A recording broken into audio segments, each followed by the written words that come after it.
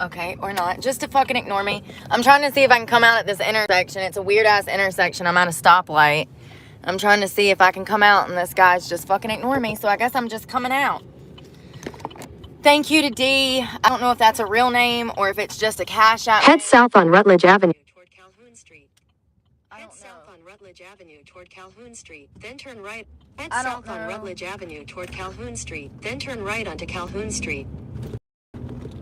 Continue for 3 miles. I don't know if D is your real name, but thank you. D gave us money for us. I'm out of vape pods, so I decided to go to the tobacco store and try one of these vapes. I mean, here's the problem that I have with these. They all taste sweet like candy. Why do y'all want anything like that in your mouth? That's not tobacco. That's a lollipop and a vape. They got all these crazy colors, flavors nowadays, like blue raspberry and strawberry lemonade. Like, I have zero desire for any of that. I just want it to taste like a Marlboro. Y'all, this fucking road is gonna mess my alignment more than it's already messed up.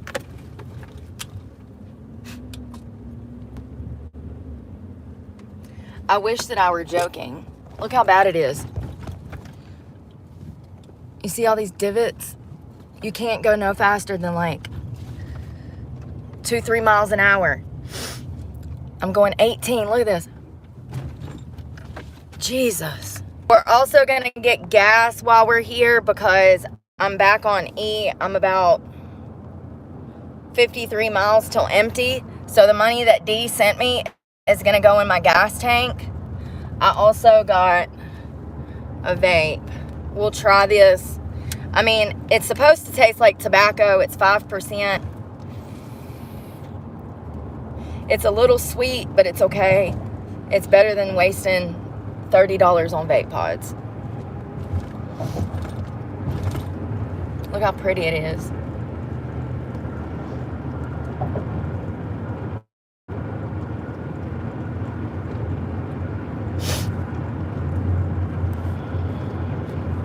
We're headed to a different area because I've been in the area that I've been in for a few days and we can't stay there much longer. You're gonna have to be moving a lot every day. Every few hours, you have to go find somewhere else to park and be. Look at that plane flying over the water over there. I don't know if y'all can see it, but it's a huge, like, 747, like a big... That's a prison. Is that not wild? Imagine being at that prison camp. That's a prison, you guys. That's what it looks like from the outside.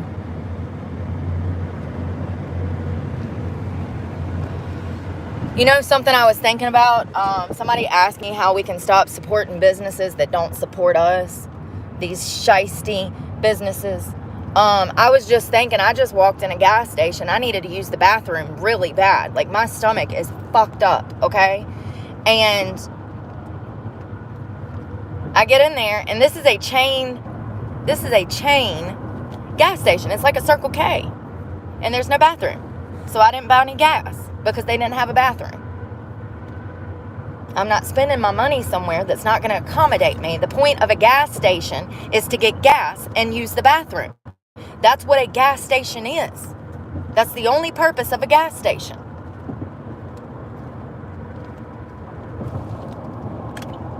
It's to swoop in, get what you need, and swoop out.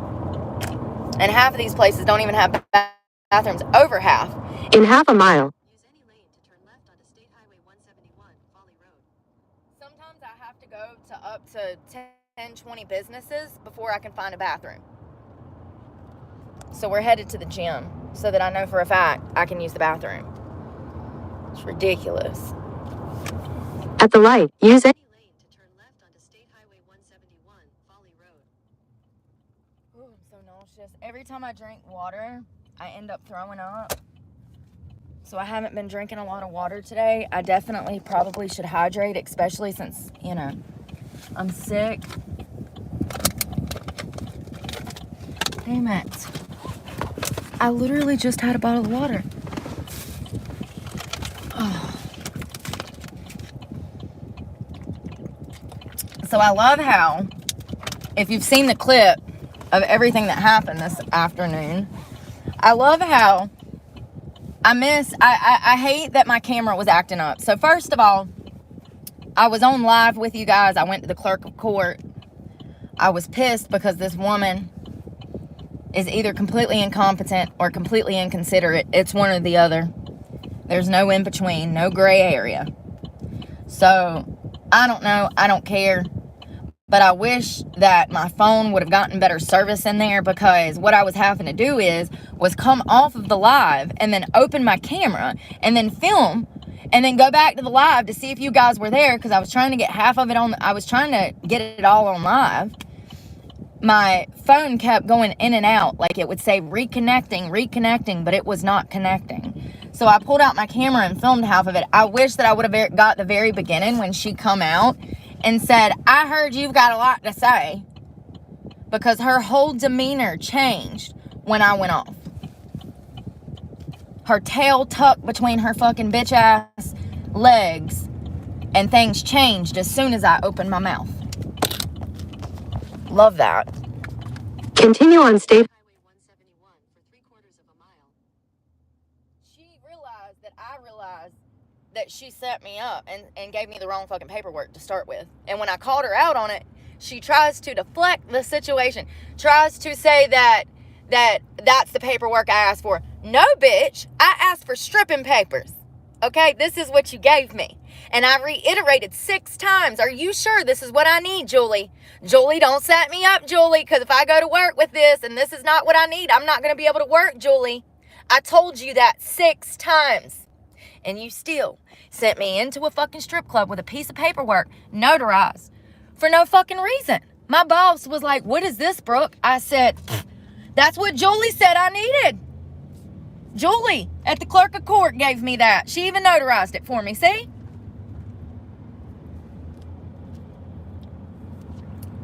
Julie does not need to be working at the clerk of courts if Julie is not aware of what paperwork is what paperwork. Period. And here's the kicker. Here's the kicker. All them people that come out, the cop and all of them, not one of them told me to stop. Not one of them told me to shut up. Not one of them told me to have a seat and be fucking quiet. So that leads me to believe that they were enjoying it. They were enjoying it.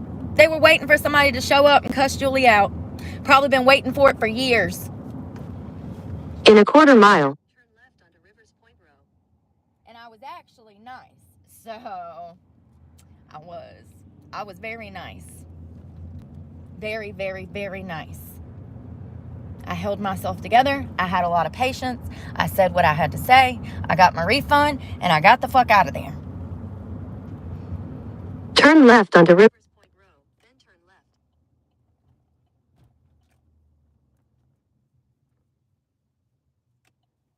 But this is a weekly issue, yo. I go to places, professional places, government-ran agencies all the time, and it's the same shit. It's like, how did you end up here?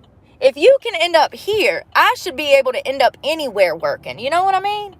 Like, I sure as hell would know the difference between a panhandling license and a stripping license.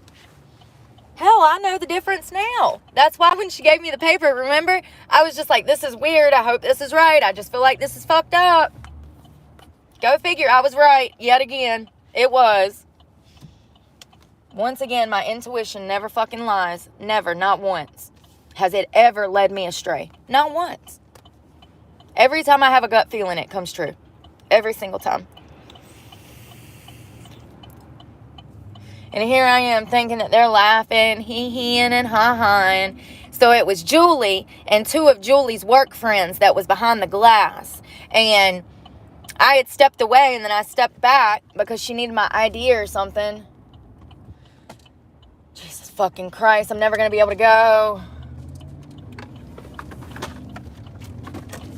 Anyways, the 3 Stooges.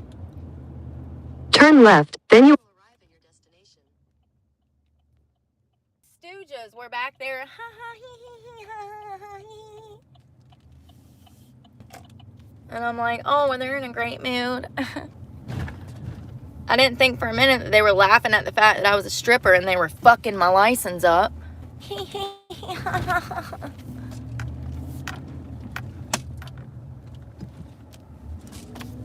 So it's okay for Julie to fuck my damn week up. Really? I mean, I still don't have a license. It's okay for Julie to fuck my stuff up. But if I go in there and fuck Julie up, then I'm the bad guy. I just don't feel like that's fair. How about you learn to do your fucking job, or you just don't have a job?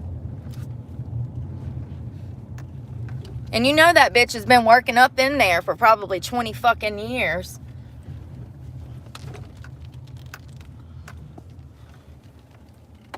Finally, some shade in the woods, away from people, away from society.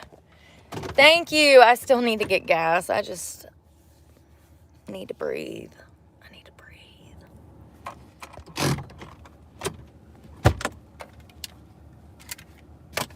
Yeah, I'm no longer getting gas or any kind of resources, whether it's water, food, a snack, whatever. I'm no longer getting. I'm not using any gas station that does not have a bathroom. I'm not supporting them. I'm not doing it. I can get gas somewhere that has a bathroom. I'm usually pretty good about my gas anyways. Make sure I never run out. I stay on it. But I'm not supporting people who do not have the amenities of the business that they're supposed to have. You know? Like, literally, the whole purpose of a gas station is to swing in, to swing out, grab some gas, take a piss, grab a Gatorade, and you're back on the road.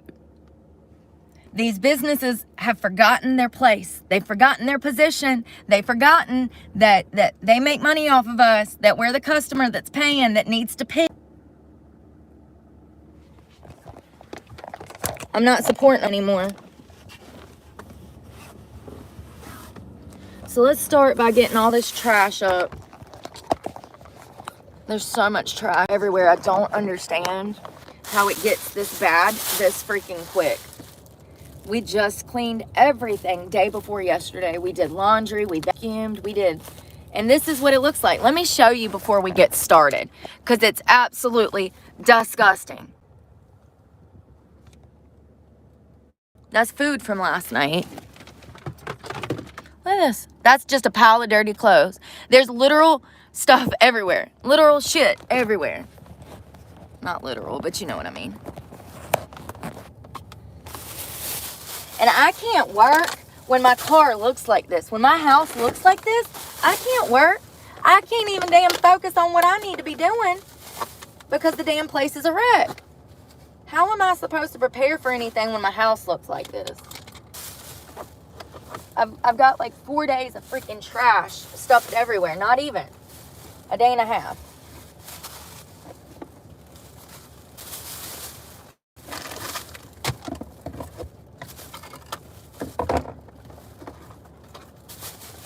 There's my damn lighter I was looking for earlier.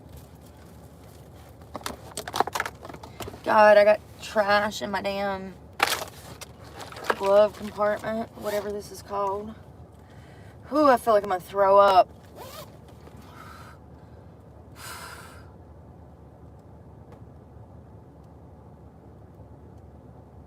The only thing that I can think of is the bacon on that wrap. Remember when I pulled that bacon off yesterday and I said that shit's raw? Remember that?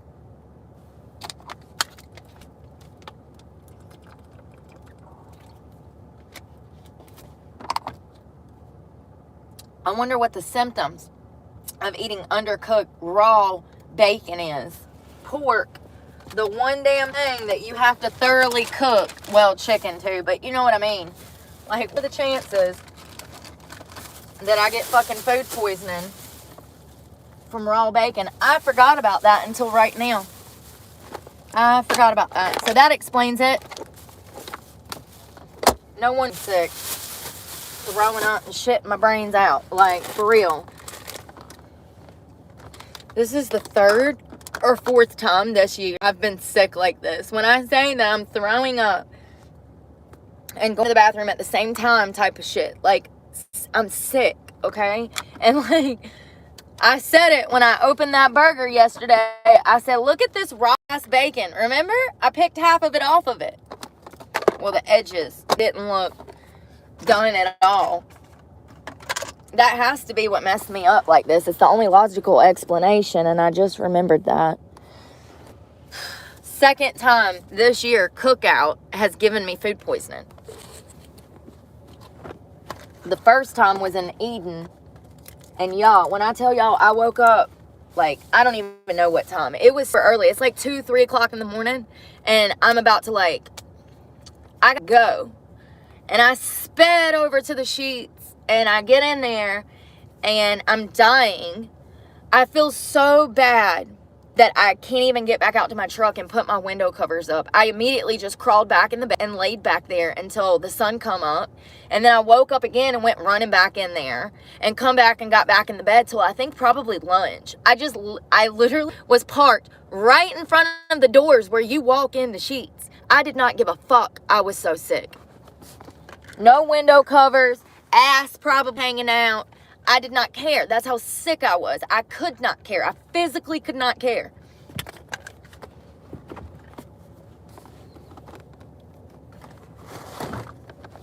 I really like this.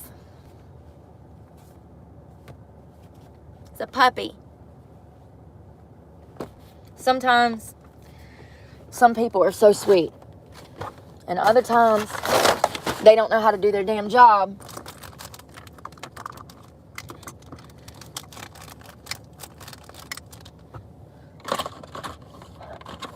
You know, and I forgot to mention that when I initially went to go get my dance license, when I initially walked up to the window, Julie was very condescending. You know, and when I have these interactions with women like Julie, it's always the same shit. Always. They're very condescending, like talking down to you and kind of like making sly comments. Like, thinking that you're not going to notice that they're actually, like, trying to downgrade you or, like, be disrespectful, like, under the table, under the radar type of thing. Yeah, so when I initially met with Julie and got my license, she was a bitch from the start. So just know, it took a while for me to get to where I got in that courthouse. And obviously, if I did anything wrong that was that bad, I would be in jail right now. And once again, all of her fellow employees say anything when I said all of these things. I just feel like if they're not true, maybe they'd tell me to shut up or sit down or mind my business or be quiet. Or it's kind of, I've never been in a situation in the middle of a courthouse cussing someone out and the bailiff not tell me to shut the fuck up and sit down. You know what I mean? That's definitely one of those scenarios where they're going to be telling you sit down and we're taking you to jail. Nobody did that. That leads me to believe that Julie has been told about herself and her coworkers have been waiting for somebody to come up in there. That's what that tells me. Because I'm telling you right now, I don't care if it was a King or a freaking Waffle House. If somebody rolls up on one of my coworkers talking shit, I'm going to be talking shit to whoever's talking shit to my coworker. You best believe. So I find it interesting that nobody in that courthouse went to bat for Julie. Nobody.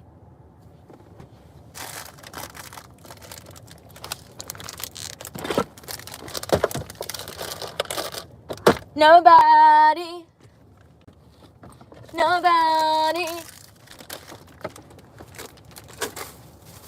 So I'm simply getting all this trash up. I'll show y'all what I was down here. We just vacuumed day before yesterday. That's oatmeal per year. Oh God. So this is my shoebox down underneath. Hold on. Down underneath here is my shoebox. I push like my Hey Dudes. I got like 2 pairs of Sperry's, 2 pairs of Hey Dudes down there. I think 2 pairs of Crocs. I've got a white pair, a gray pair, 2 pairs. Yeah. So I've got like pairs of shoes. And then we have more shoes down here in this yellow bin. So like heels, dress up stuff. So this parking lot that I'm in is probably one of the best places to stay. They actually have a ton of van lifers here. Other homeless people who can't afford, $2,000 rent, like myself.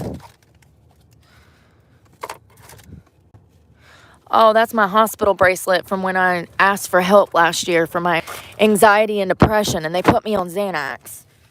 That was a huge moment for me because most recovering addicts would jump on the chance, especially like recovering from heroin.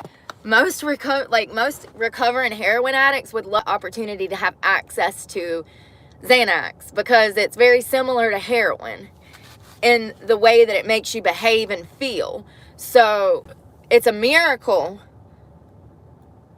that my recovery is where it is because of my own hard work, that I recognize Big Farm and was able to get the hell out of that hospital before they hurt me any more than they had already harmed me.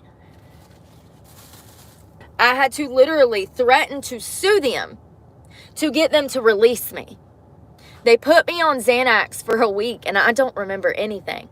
Apparently I had a seizure when I was in the hospital from the Xanax. I went there to ask for help because I went through some betrayal trauma, which caused me to end up spiraling, not being able to trust anyone. I then was diagnosed with CPTSD from the trauma, and I go to the hospital to ask them for help, and their first plan of action is to get me hopped up on Xanax. A recovering addict who does not need anyone that has ever been a heroin addict does not need access to Xanax. Medically, mentally, physically, I don't care what their excuse is. You don't need to be on that. Xanax is one of the worst drugs on the market. It's killed thousands, hundreds of thousands of people have died from Xanax. People are dying every day from Xanax. And now they're finally talking about it like it's a big deal. Like it's been a big deal for over 20 years. You guys just didn't want to admit it. You just didn't want to admit it. Xanax is horrible. I'm glad I had enough sense to know better and that my recovery was in a good place, because that could have not only killed me, but it could have killed someone else. You don't remember what you're doing and you're not in your right frame of mind because you're on a drug and you are not even coherent, and you're out here driving a big ass truck like mine around, you're asking to kill somebody. And when I told 7 doctors, when I told them that I did not remember anything from my stay in the hospital, I was still in the hospital, and I'm talking to a room full of doctors, and I said, I don't remember anything. I'm not comfortable taking this Xanax. I drive a big truck. I live out of my truck. When I take the Xanax, I black out for a whole day. Do you know what these doctors told me? They said, continue the medication. We advise for you to continue the medication. Even though I told them that I completely black out on Xanax. I just wish that I could have had a camera with me that time. So I know this is a grocery bag. We're going to keep our receipt and see how long it takes for that $25 to get back in our account.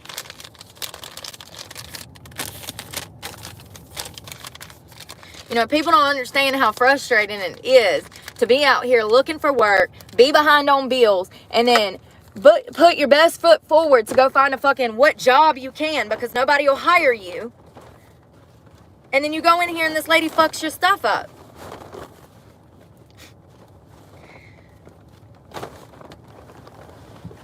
And people are like, well, you're not trying. Bitch, I'm trying harder than you. Tenfolds. Tenfolds. Have been.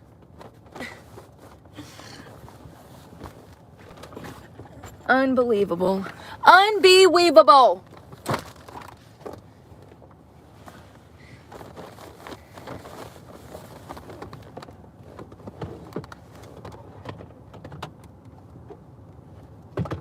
God dang it.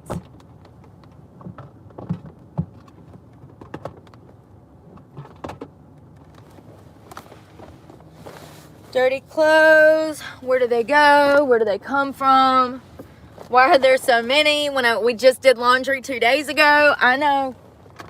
This is just from everyday living. Like, I've been at work and it still gets dirty like this.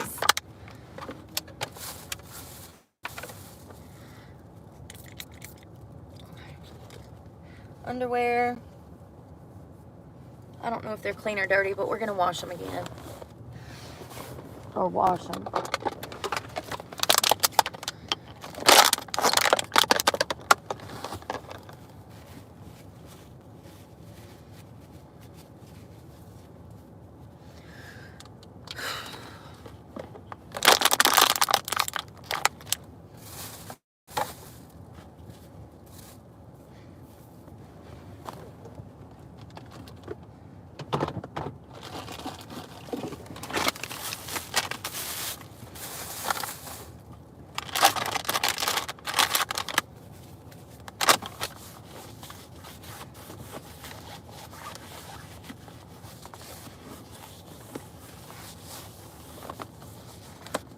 You know, I used to think that I was like most girls that I meet in the strip club, but here recently I've started to notice that this younger generation of girls genuinely do not give a fuck. They don't give a fuck. Like, it's a whole nother breed of people I just can't even put into words. They do not care about anybody but themselves. Morals and values are out the window. It's all about a quick lick, who they can rob, who they can fuck over, what drugs they can do. And it's just, it's sad. It's sad. And I'm so glad that I grew up in the generation that I did, because even though I was lost, honey, if I would have grew up in this generation, there's a good chance that I wouldn't even have tits anymore, because I'm a tomboy. So that means to the left that I want to be a man.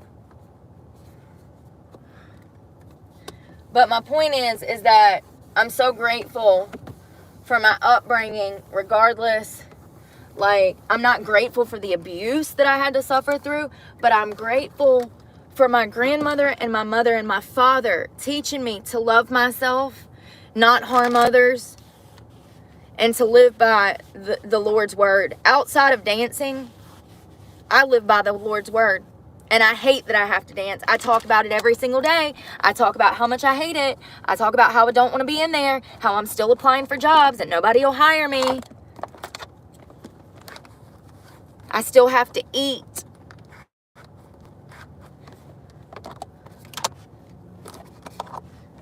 It just sucks working in an environment like that, and you try to connect with these girls and they don't have a soul.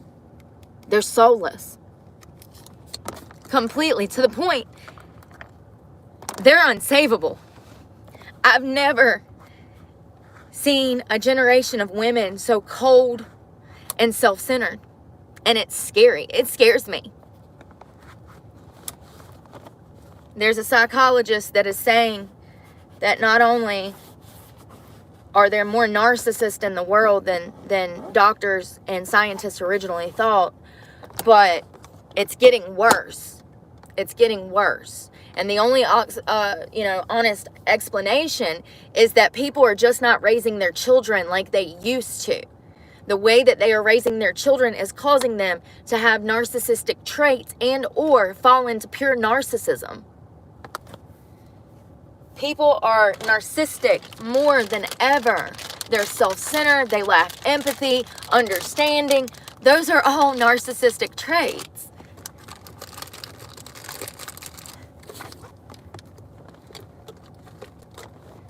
So it really sucks to have to go in this environment where I used to relate to these girls, but now the younger generation, I can't relate to at all. At all. You can't tell me, I don't see why, with you working, you would feel the need to rob somebody. This guy is trying to give you money. He spends money in VIP, and then you steal money from him behind his back. Shit like that. That's what I'm talking about. Like, it was never like this before 2020. It got really bad after COVID. The girls come into work and they scam on these damn guys. The clubs freaking overcharge them on their cards and stuff. Can you imagine going to beers at a strip club and then realizing that your daughter's college savings has been drafted out of your fucking bank account? That's the dirty shit I'm talking about. That's why there's no business in these places. I have not seen one professional businessman, not one, since I made it down here. Not one. That tells me that they're just not coming in anymore. They're over it. They're over being scammed. They're over being lied to. They're over being upcharged. And, you know, at the end of the day, hell, the girls are not even nice to them after they spend money on them. I watch it every single day. Every day. I have never seen a girl in the club that I work at. I've never seen a girl do a dance and then go and sit with the guy that they did a dance with. It's all quick, fast exchanges. It's not like you're actually getting to know the men that you're dancing for. And that's not what dancing is about. Dancing is about getting to know the customers that are going to be coming to see you every single day. Girls have forgotten their position. These clubs have forgotten their position, their place. And then once in a blue moon, you get a good guy in there and he starts spending.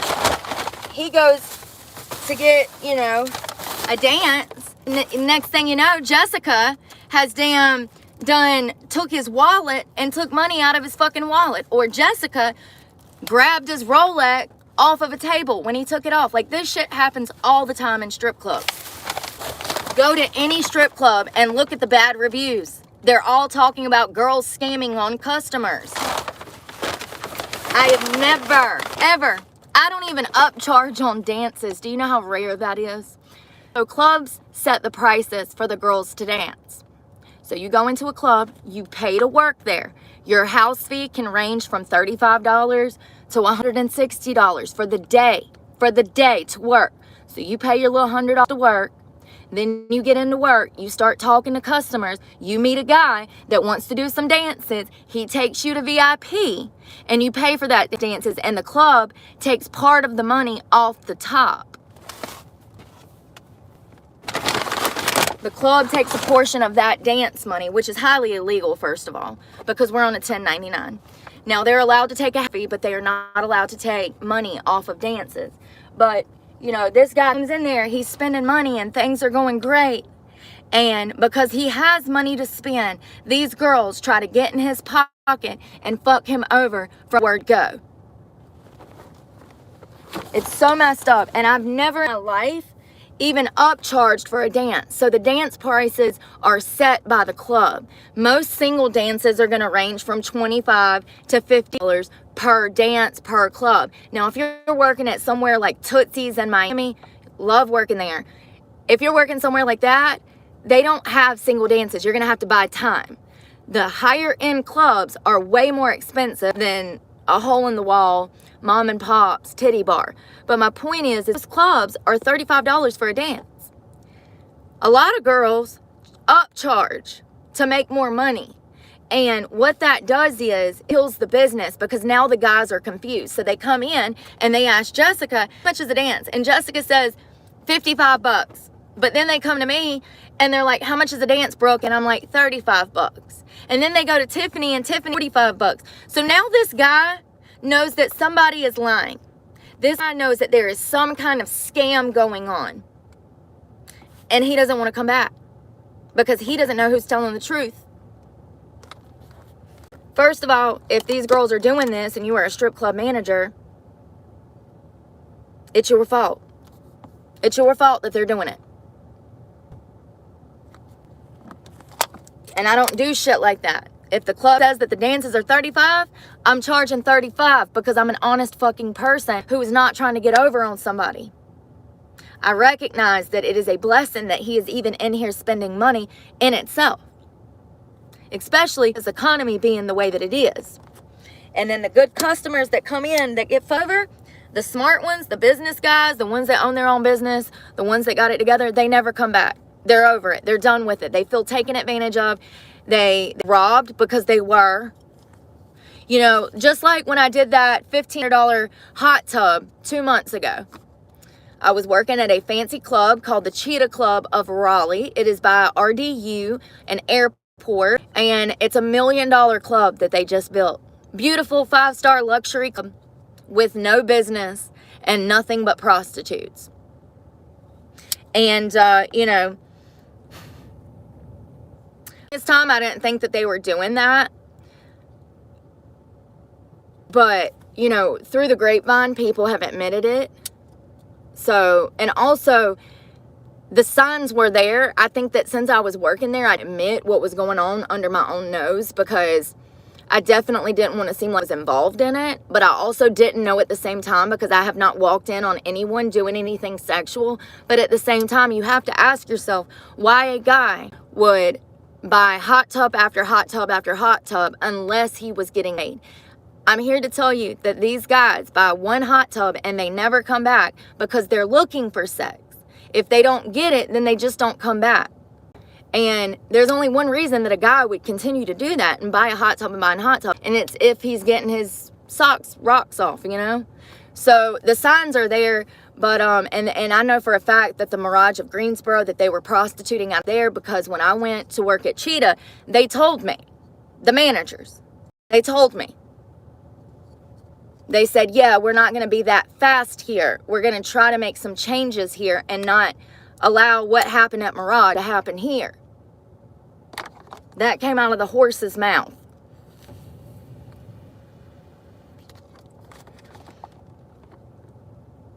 I hate this industry.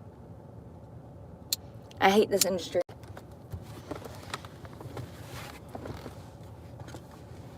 Now, the club that I'm working at now, I'm not going to talk too much more about that, but just know that, you know, yeah. Remember, I said there's only like 3 or 4 of us that can even dance. So that tells you a lot about a club. If you are a customer and you go into a strip club and the dancers don't know how to dance, there's a good chance that you're in a brothel. So, yeah, then there's that. So... And you would think me being like the only, like one of the few pole performers, that I would make a shit ton of money off of that. But these guys don't spend money because they don't have money. They're broke. Broke. They come in, they drink beer, they sit at the bar, wasting everybody's time. 5-6 days a week. The same fucking guys. I've seen the same guys in this club every day that I've worked. Same guys.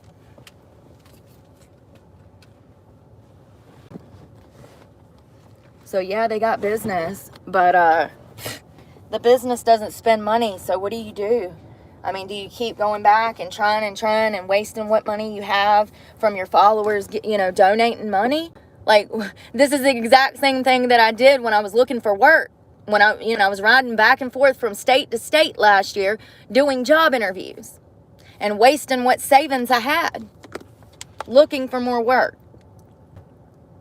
I figured if I could go to like Florida or South Carolina or Georgia and get a job, that they would not look at my criminal record.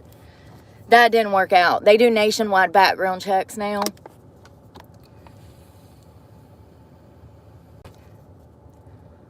And you cannot lie on an application. That is grounds for termination. Been there, done that. I can't go to work every day stressing if my boss man is going to find out that I'm a felon and come and fire me on the spot. I am not the person that can live with uncertainty in my life and feel comfortable. Like, I need to know. I have to know that everything is okay. You know what I mean? Like, I can't just hope that it is. I have to ensure that it is.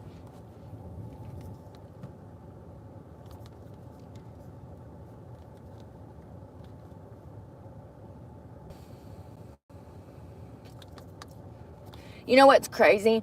Is to have that woman treat me like that and fuck up my paperwork and all of this. And she has a home. She has a job. She, you know, like what?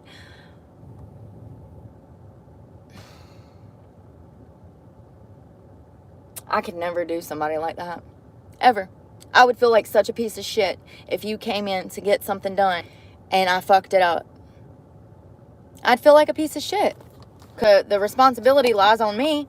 I'm the clerk of court. I'm the one that gave you the paperwork.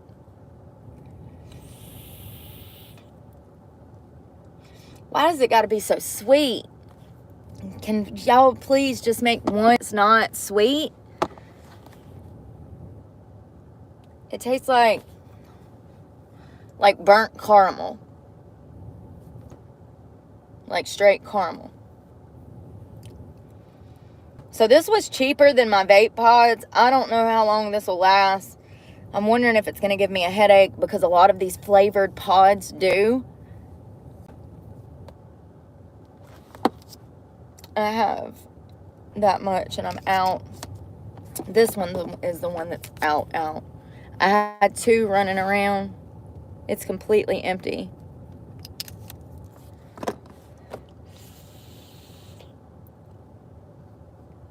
Oh, it's got a little window. I didn't even see that. Thank you. Hold on. I want to try this. Sheeta Ray. I hope that's right. Sheeta. That's a pretty name. Sheeta. I like that. Sheeta. That'd even be pretty on a guy, too. Like, I like guys' names on girls. Like Jordan. Or Brett. Or Drew. I think it's hot. Super cute. Adorable. But that name sounds unisex. Is she still here? Yes, NASA 21. I've been in since I was 18 years old. I caught criminal charges. I got in a fight with 2 girls back in 2009. Yeah, been a felon since then. I also have possession of heroin on my record. Possession of like marijuana. Both of those were when I was in active addiction almost over 10 years ago. So I haven't had a criminal charge in 8 years. I haven't been on drugs in 4 years. So I'm doing extremely well for myself as far as staying out of jail and staying sober. It's just financial, you know. With me being a felon, it's impossible to find work. And these things are not talked about enough. And then everybody's like, oh, there's multiple companies that hire felons. No, they do not. Not if you were a violent offender or if you sold drugs. No, they're not going to hire you. Like, if you got larceny charges or robbery charges, no, they're not. That is a violent offender. It makes it 10 times more impossible job when you are a violent offender, which I'm considered. So that's the issue that people don't understand. And like, you know, even like Uber Eats, Uber, taxi services, they won't hire me because I had a DWI. It was 2009, and then I had another one in 2013, or 2014. So because of that, because my record is that bad, a lot of these drive-in services say, can't do it. Your record is just that bad. Like UPS, they won't hire me because of my driving record. So not only am I a felon, but my driving record is also fucked.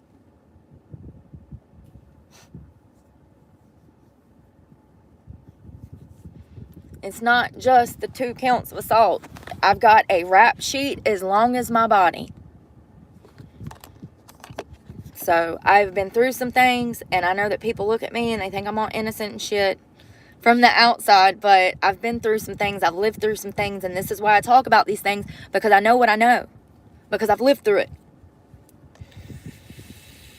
And I've been trying to find a mainstream job, technically, since 2013. So it has been over 10 years that I have tried to break into an industry where I can have a long-term career in it. Over 10 years. And dancing has been my only way to support myself the entire time.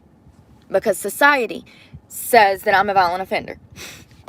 I mean, I guess I was back then, but I definitely have control over my emotions now more than ever, and I would never hit somebody out of anger. Like, I know better than that. I know that I have no right to assault somebody just because they fucked up my paperwork. Like, I know I talk shit, but, like, don't get it twisted. I'm well aware that I can't be behaving like that and hitting people, you know? And so it's sad that I even have to say that, but I have no choice but to try to survive. And so I've been dancing. However, in 2020, COVID happened. When COVID happened, now everybody is poor. 80% of Americans are living paycheck to paycheck. 79.6% of Americans are broke halfway through the week. 80% of us are waiting on a paycheck to pay bills tomorrow, day after tomorrow. You know what I mean?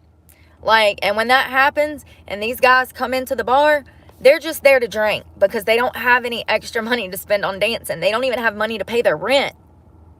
Oh, yeah, did I tell y'all that I had a weird guy come in last night? He definitely either knows me from my hometown or found me off the internet. He came in with a Stokes County hat on, which is where I'm from, where I've lived for the past 25 years.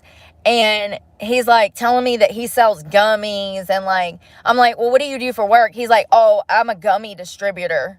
He says that he goes from state to state selling gummies. Sounds illegal as hell to me, but what do I know? You know? And he says, well, why don't you have a boyfriend? You need to get a boyfriend. And I'm like, I don't need anybody. A boyfriend is what got me into this situation. So, no, I'm good. I am good. But, like, what? You talk shit? No. Good point, Timothy.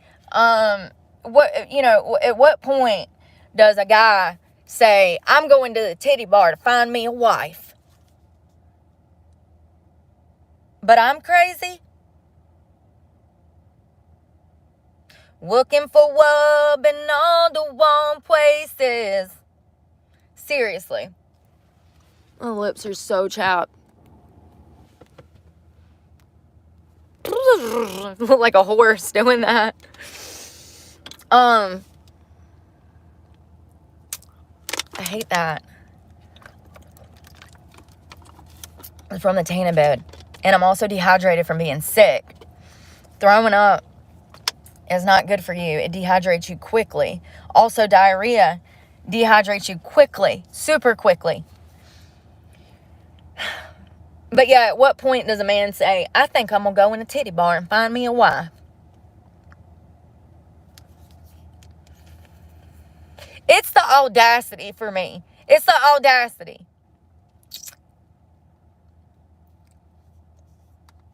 Like, if he knows me from my channel, then he knows that I have options. I just choose not to deal with that shit. I'm not putting myself in harm's way just to have a place to stay. And you shouldn't either, because it's not good for your fucking mental health. And putting yourself in that situation is asking for more bad situations to come about. Once again, do not go into any endeavor with dirty ass hands. If I move in with somebody who I know is going to expect sex from me, and you best believe that they will, because they're men, then I'm going into an endeavor with dirty ass hands expecting a good result. And I know better. I'm at the point in life where I know better. I know how these things work now. I know how the cycle of abuse starts. And I'm not putting myself into any situation. And I've said this before. I've said this so many times. I will never marry a man that I met in a strip club. The man that I marry has zero interest in strip clubs. Good men don't feel the need to go do what these guys are doing up in here.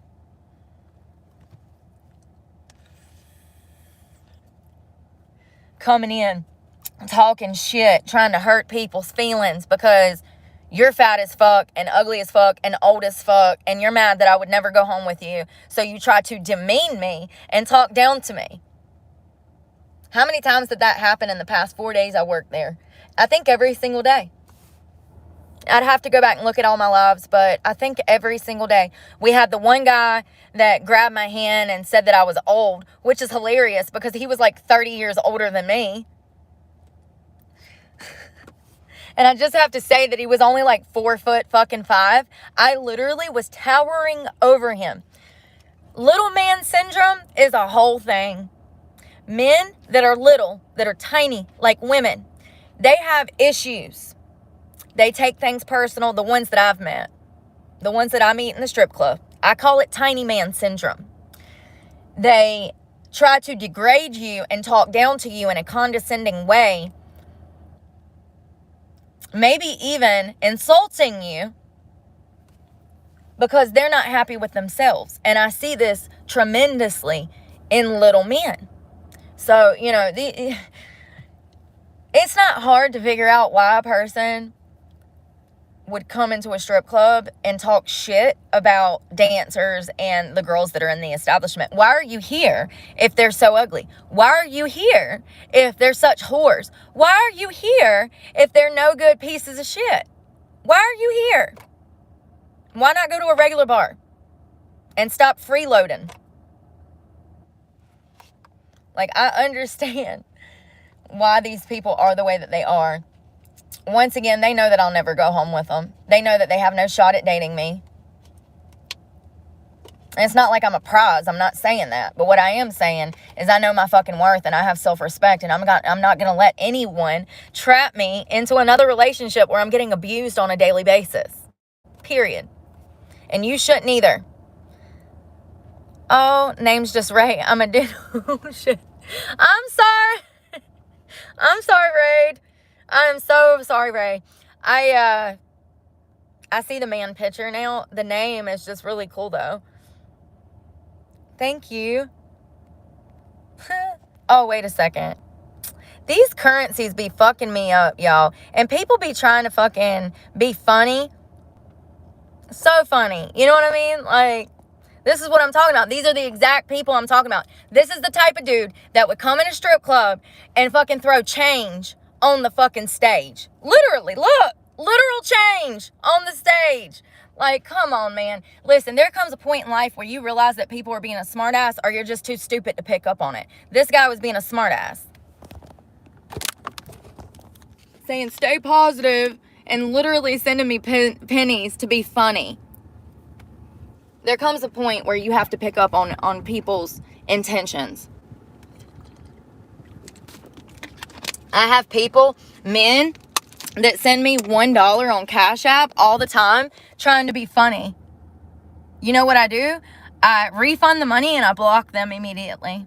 Letting them know I don't need your dollar that fucking bad. Men like you are the reason that I stopped fucking with men.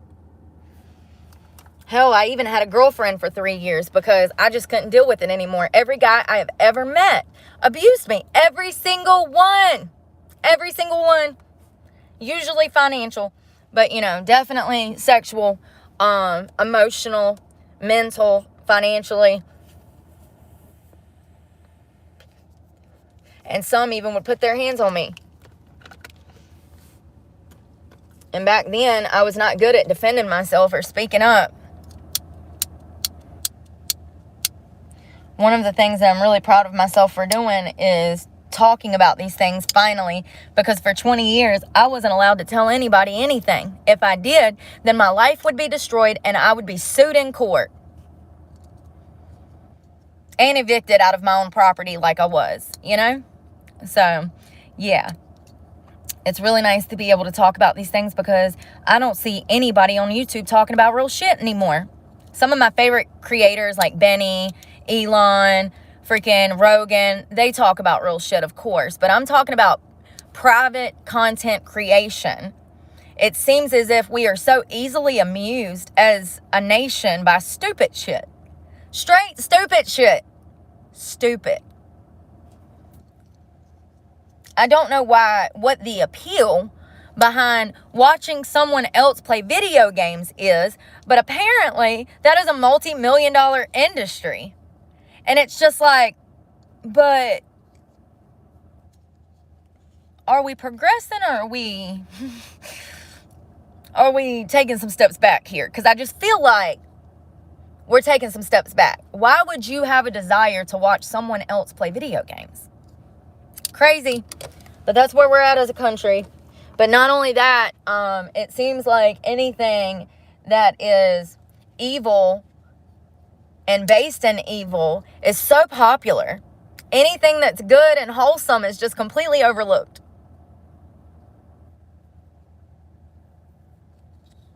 Nobody wants to talk about real topics. Everybody wants to have blinders. Most people, not all. Most people want to wear their blinders because it makes them feel better about doing nothing about it, I guess. Like, that's the only logical explanation, is to ignore the problem so that you don't have to fix the problem or help fix the problem. It's like these white people in these white neighborhoods on the rich side of town that constantly call the cops on me when I'm not doing anything but minding my business in a parking lot. It's like they don't want me. It's out of sight, out of mind. They don't want me anywhere in the vicinity. You know. Yeah. I think the majority of civilization is like that when it comes to real topics and real issues that we have currently going on in America and across the world. Most people have their blinders on. They don't care. And that really sucks, because it is literally your job to care. It's literally your job to care. That's the whole purpose of being here, is to care. Free will. It's like everybody's forgotten that, you know, he put us here for a reason. Your literal job is to care. As a human. If you're a good one. I don't make the rules. God did when he wrote the book, you know. Well, when his disciples did, but you know what I mean. God did when he told his disciples what to put in that book. God said that you have to care.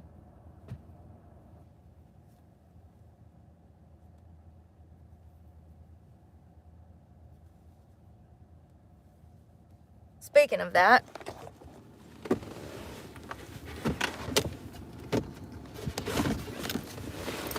let's do a little read.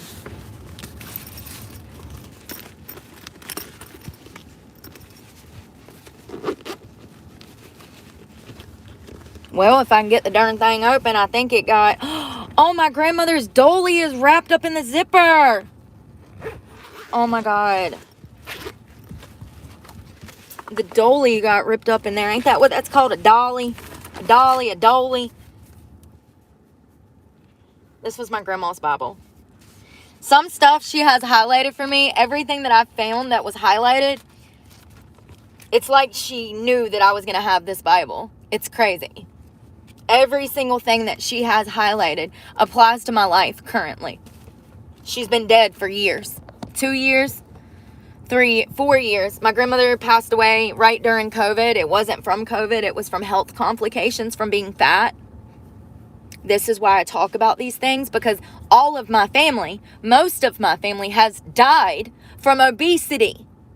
I don't have my family because they did not take care of themselves when they were alive.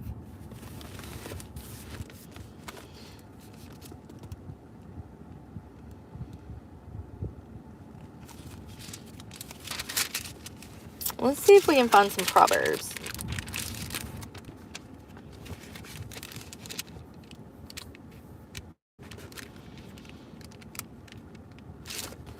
Actually,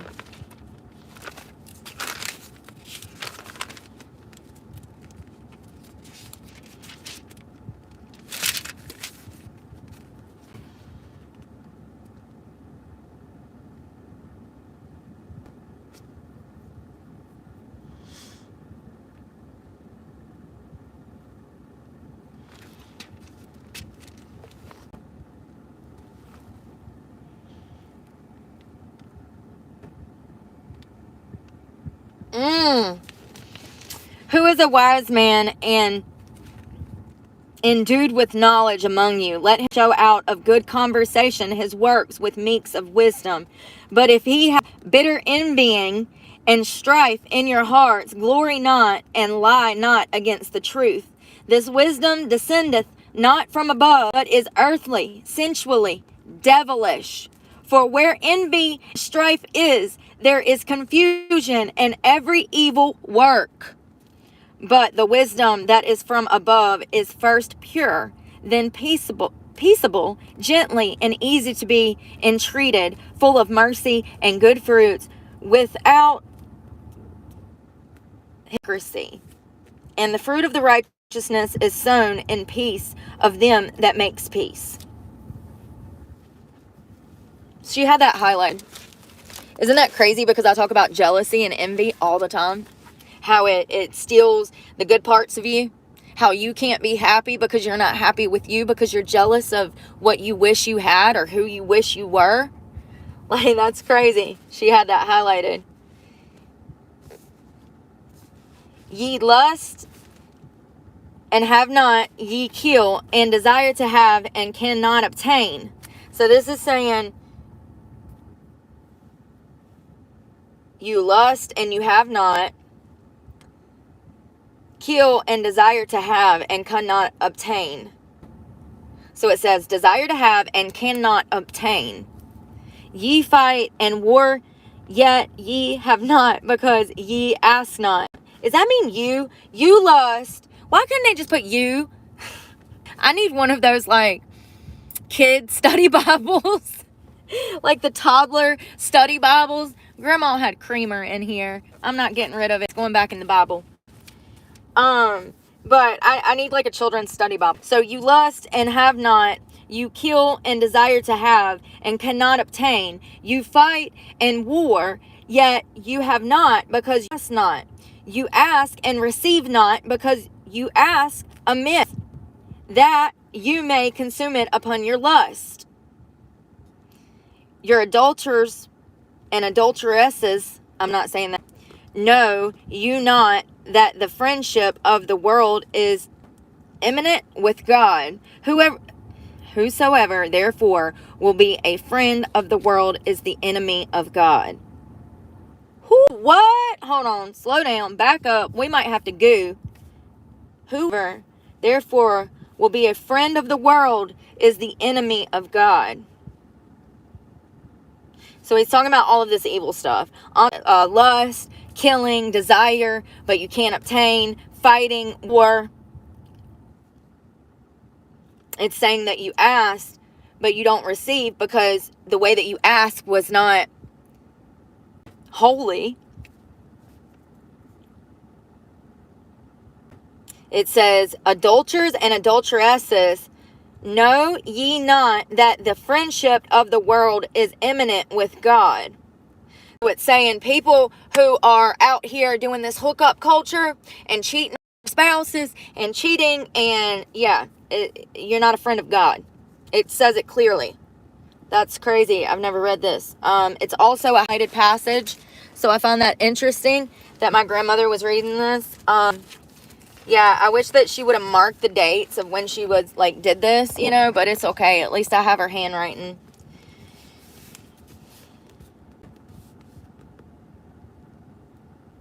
And it's, my favorite is, whosoever therefore will be a friend of the world is the enemy of God. And that's why, you know how I've been saying that it seems like bad things are rewarded more than ever now. In the end of times, Revelations talks about how in the end of times, we will start worshiping people who are doing evil things. And we will actually praise those people for being evil. And good people, Christians, are going to be persecuted. They're going to be killed. They're going to face hard times. You know, and this says clearly that if you are behaving in this manner, that you're a friend of the world. You're not a friend of God. You're a friend of the world. You're wrapped up in the chaos, being part of the problem.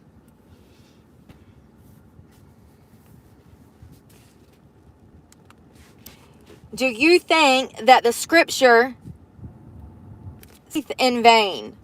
The spirit that dwelleth in us lusteth to envy. But he giveth more grace. Therefore he said, God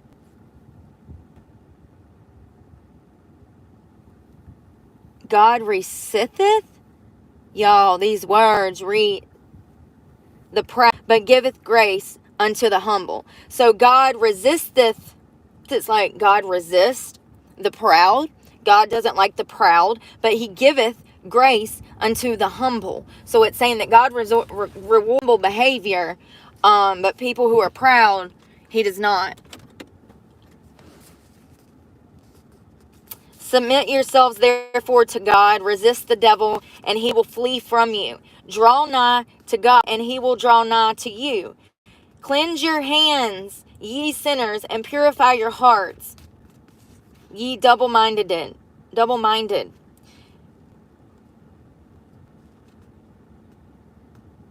Humble yourselves in the sight of the Lord, and he shall lift you up. Speak not evil of another, brethren, and that speaketh evil his brother, and judge his brother. So this is saying, not speak evil of your brother.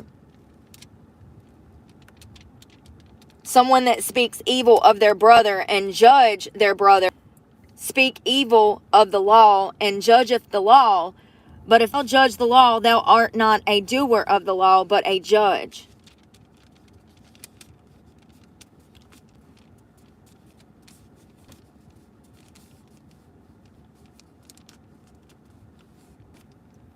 There is one lawgiver, who is able to save and destroy. Who art thou judgest another? God.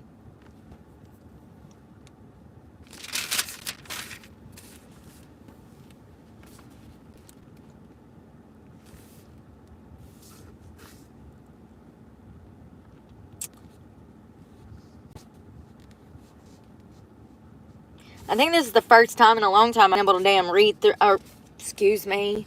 Sorry. Please forgive me. The first time I've been able to read through this. Confess your faults one to another and pray for one another, that ye may be held. The effectual, fervent prayer of a righteous man availeth much. Y'all, I probably didn't just say half right, but wow, this is a lot more difficult than I remember. I feel like I had a study Bible when I was in school, though.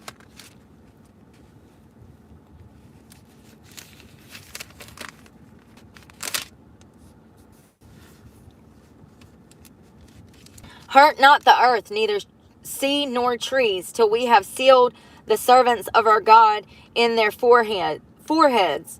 And so it says, do not hurt the earth, neither the sea nor the trees or anything.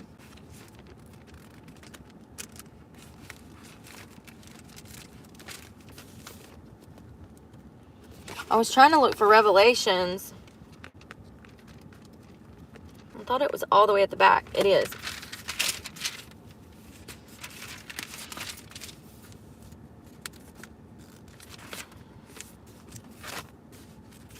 Matthew, Mark, Luke, John.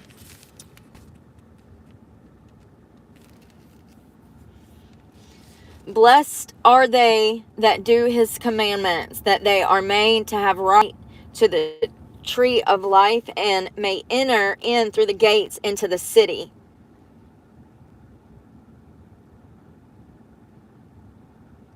For without are dogs and sorcerers and whoremongers and murderers and idolaters, and whoever loveth and maketh a lie.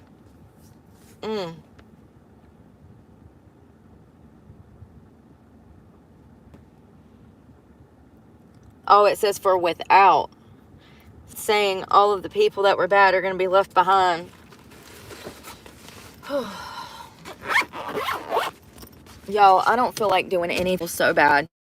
I feel so bad. I really do. And it sucks because I need to go get gas and I need to shower and I need to work out and I need to go to work. But I feel like ass. I feel weak and dehydrated, and I actually probably should try to use the bathroom because I needed to when I was walking into that gas station, and then all of a sudden my stomach doesn't hurt now, but it did a while ago when I needed to use the bathroom, you know?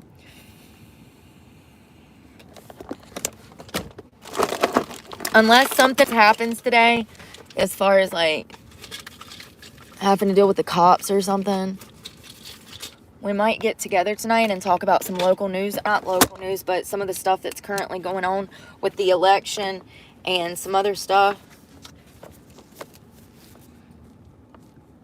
some news updates.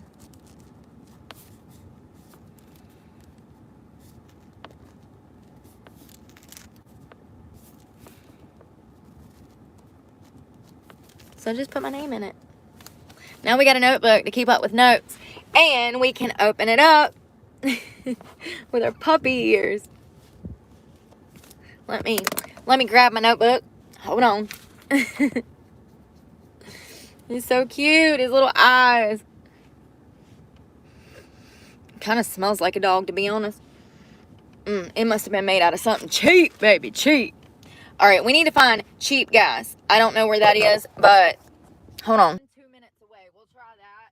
As long as the gas is not $3.20, then I'll get it. But if it's over that, I'm not getting but $20 because I can get cheaper near my job. I can get gas for $2.80 something by my job. So it doesn't make sense, damn it, to buy a truck full of gas now when I could save myself money later. Head southeast. Do you get what I'm saying? In 800 feet, Turn right. Head northwest, then turn right. Here we go. Look how pretty this neighborhood is. I can't see. Turn left onto Jordan Street. Look how cute that little house is. Oh my God, that would be perfect for me. It's a duplex. That would be perfect for me. In 500 feet. turn right onto Folly Road. Look at this big, beautiful tree. Turn right onto Folly Road. Look at that tree. Look how pretty that is.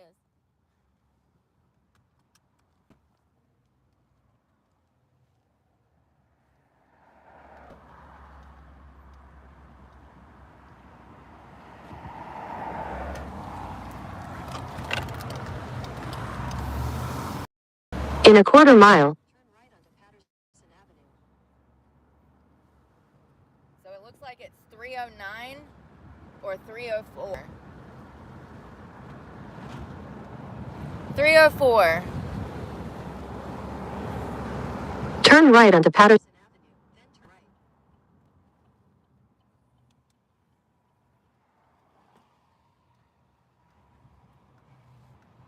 See, and this is what I'm saying. It says that the only way that you can get gas for, hold on.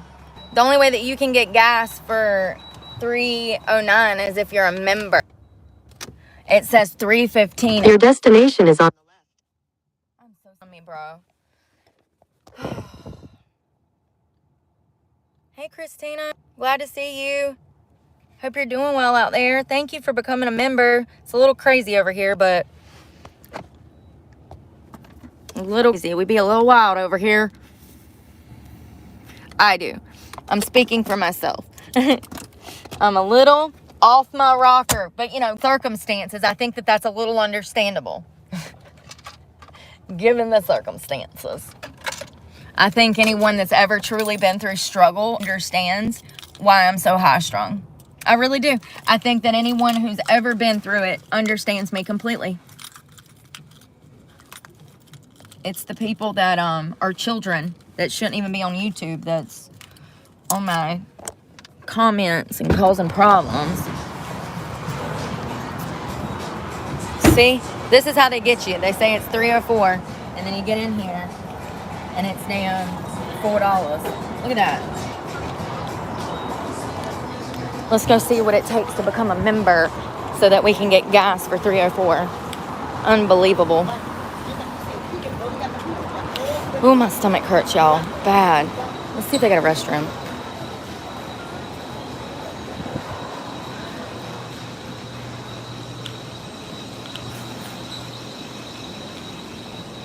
We'll probably just get 20, 30 bucks if I can't become a member. Hold the phone.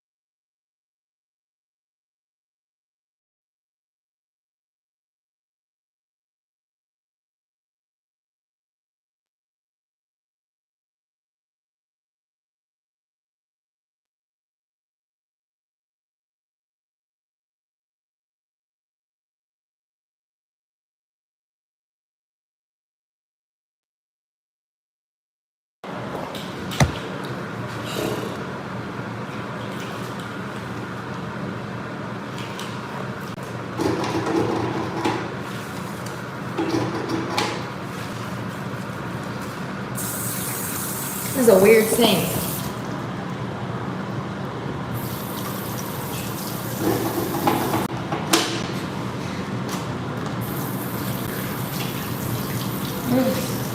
Of course not. Alright, let's get some gas. Stomach hurts. Are you in line? Work here. Sorry.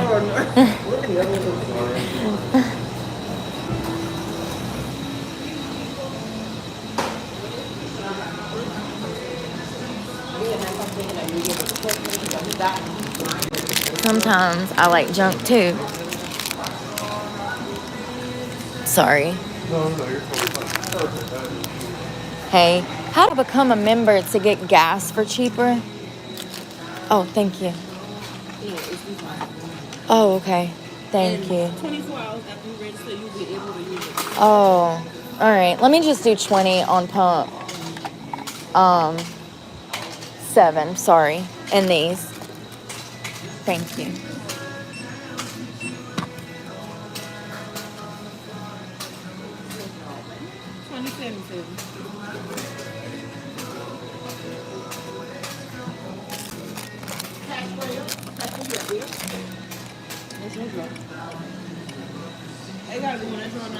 You have a great one. All right. Well, there you go. What did I say? An arm and a leg. I'm not downloading the whole damn app, waiting 24 hours, then checking the app when I'm going to use the gas station one time. This is what I'm talking about when I say that society is making shit a lot harder than it needs to be. Me and a stripper was talking last night about strip clubs and how they make it so complex nowadays that you can't even just walk in and get a job dancing anymore. You got to download an app and send tons of pictures and send a damn resume of all the clubs you danced at. And then you got to come in and do an audition. And then, you know, it's like, bro, are you forgetting that, like, the only thing you're good for is to drop in and make a little bit of money and go home? Like, y'all are complicating things to the point that it makes me not even want to work here. Because you don't realize your position. I'm on a 1099. You have no legal right to ask me half the shit that you're asking me. Because I'm an independent contractor.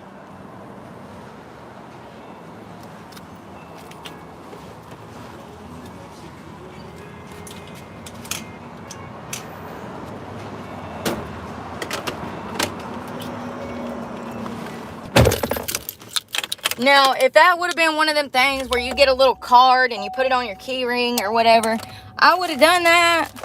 But I'm not doing no motherfucking app and freaking... With what phone space? I got an Apple. The worst phone to have. With what phone space? And she said, oh, it'll clear in 24 hours. What? So you want me to come back to get the rewards?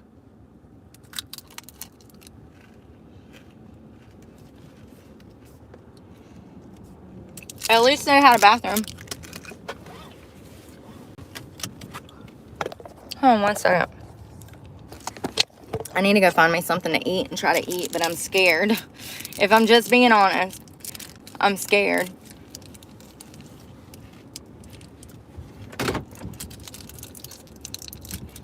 I love these. If you don't do this, it's a peanut butter bar. It's got like chewy, crispy peanut butter in the middle. And this like shell on the outside. But it's not thick. It's very thin. It's so good. Reminds me of Grandma's.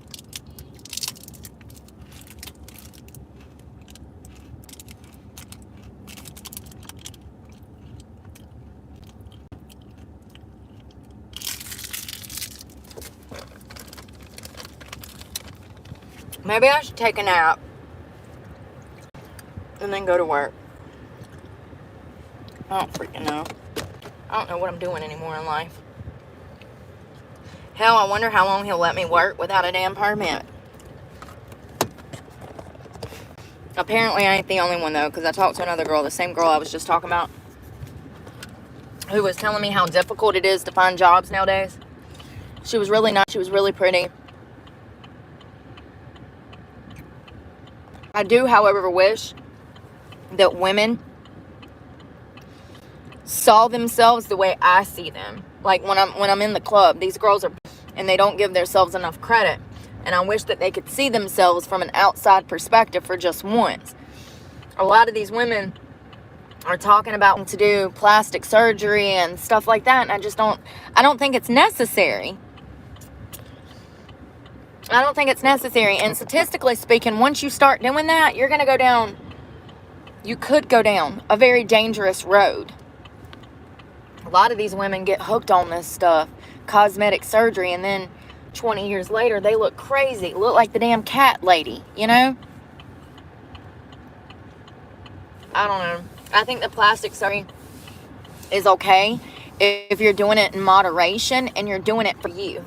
I think that plastic surgery is a bad idea if you're going to plan to do it for just to make money. I think that could come back to bite you in the ass.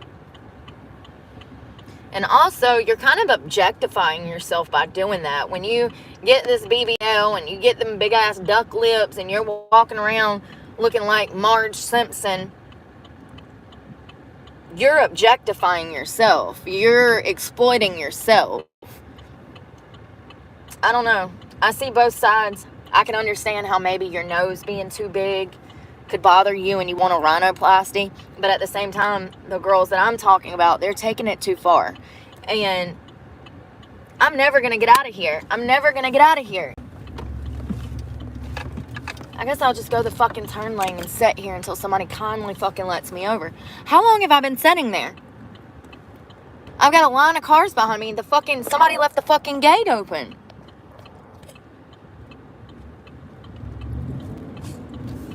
Somebody left the gate open. Come on, get out here. Get out here. There you go.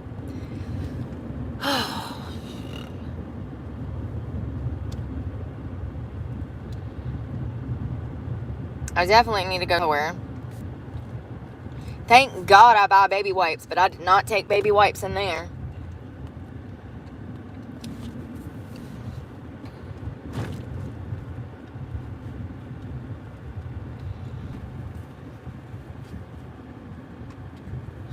Damn, of course I'm damn craving Taco Bell. The one day I'm craving Taco Bell, we gotta get something to eat, y'all. I'm starving. I could eat the ass end of an elephant. The whole ass end.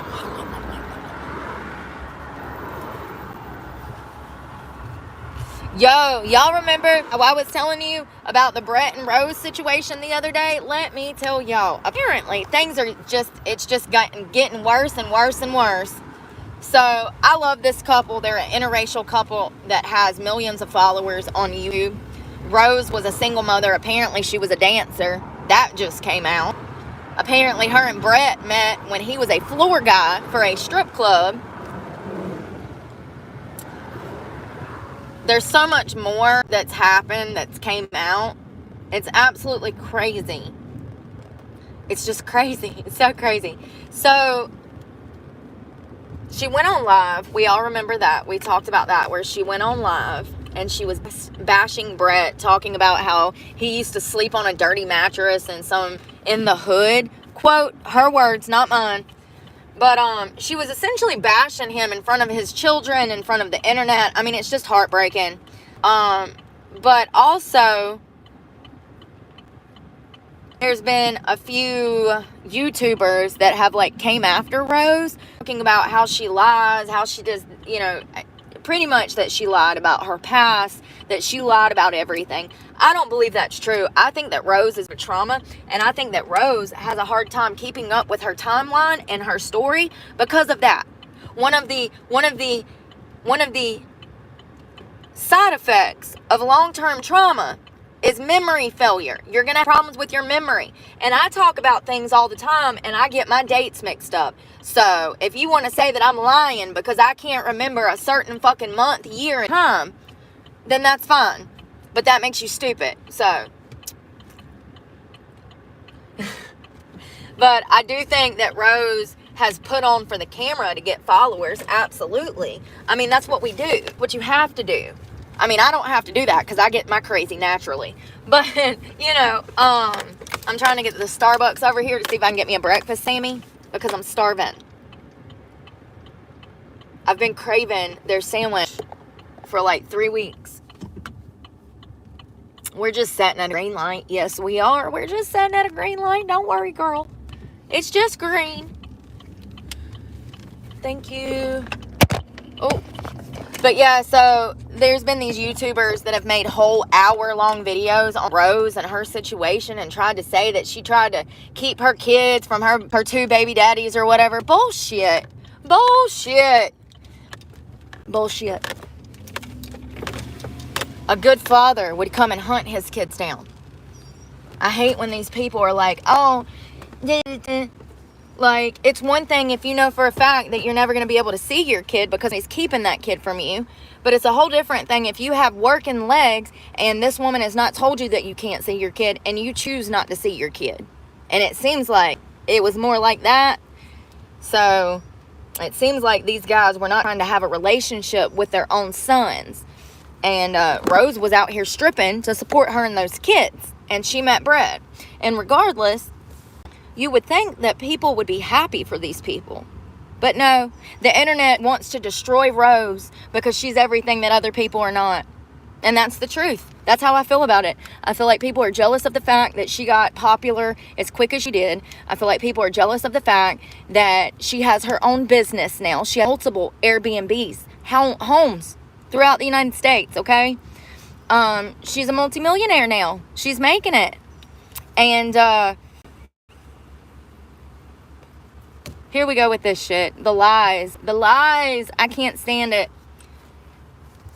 Hold on one second. I just be feeling like sometimes people just gaslight me. But I could be wrong. I could be wrong. Maybe he's trying to help me. And I'm just, you know, let's not forget, though, this is the same guy that left me stranded in South Carolina. Myrtle Beach, remember. So I asked him for a $500 loan so I could pay my insurance and my freaking thing. And I sent him screenshots of my... Okay, there will be with you in just a moment. Take your time. Thank you. I sent him screenshots of the money that I'm supposed to get from YouTube. And I told him, I said, I need somewhere to mail these checks. And he said his Apple Pay working, which Apple Pay wouldn't help me anyways. Apple Pay wouldn't help me anyways because Apple Pay, I have no way to get it off of the Apple Pay.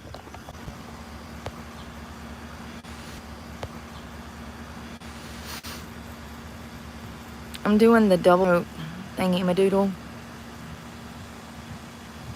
Or do I want the Gouda? It's $1 cheaper. It's not as big, though, and it doesn't have cheese on it. And I kind of need some cheese, so we're going to get some cheese.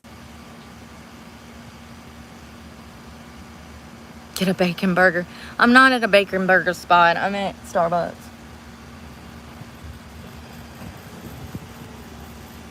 I do, get a bacon. Oh, I see why you were saying that now, because I got sick. I get it now. I'm sorry. I get it now. I'm sorry. I'm a little under stress. Yeah, we're not going to be eating bacon for a while because I'm pretty sure that that's what done it. Remember? I was like, this stuff's raw. Once again, my intuition warning me. I just drove by them red flags. They was just popping up left and right with that burger. And I said, let me just put it in my mouth. Sorry about that. Wait, what can I get for you? Yes, ma'am. Do you have any of the double smoked bacon cheddar egg sandwich left? I do. I just do one of those and a shot of espresso is like 99 cents, right? Something like that. It's not like $5, right? I got you. That's It's $2.65 now. yeah. Just let me get the sandwich, please. Thank Is everything? Yes. We'll see up here. Thank you. Where do they get off charging $3 for a single shot of espresso?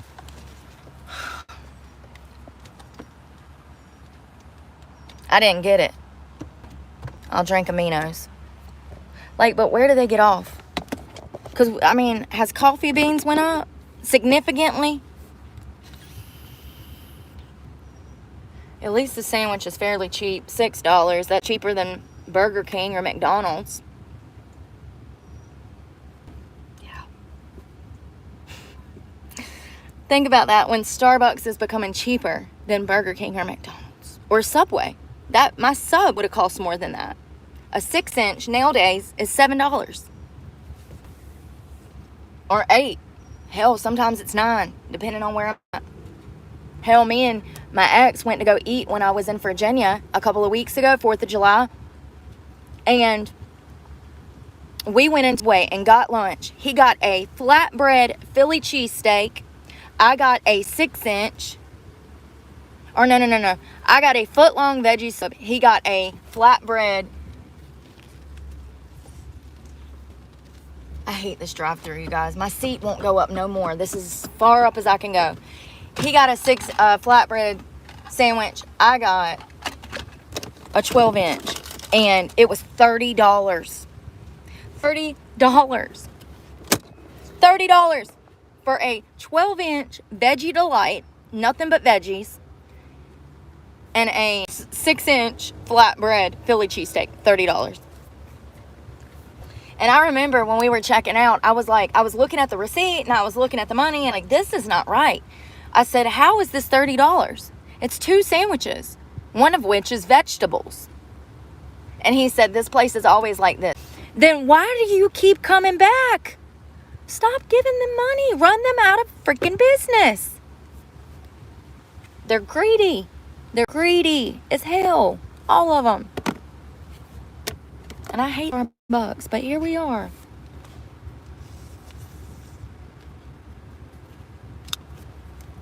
Why do you keep going back there if you know they're that expensive? In his defense, there's only like one damn Subway within a 100-mile radius, so it's the sticks. So I'm joking. It's probably the only Subway for like a 10, 20-mile radius, but still, I get it. And they know they're the only Subway. That's why they do it. That's why they charge them people like that, because it's one of the richest parts of, it is the richest part of Virginia. And it's right next to D.C. Like, it's not far from D.C. So, like, these people, that is the richest, one of the richest parts of America, apparently, is right there between D.C. and Virginia.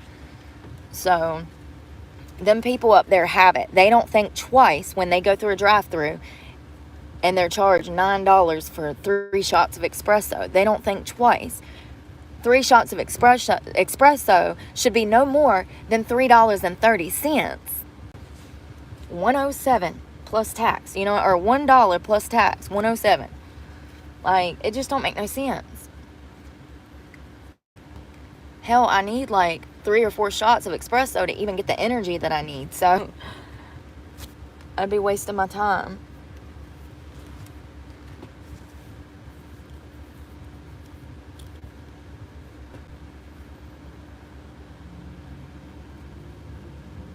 We were just here a couple of months ago. This is the same area that I was in the last time I came down here to dance. I think November or December of last year.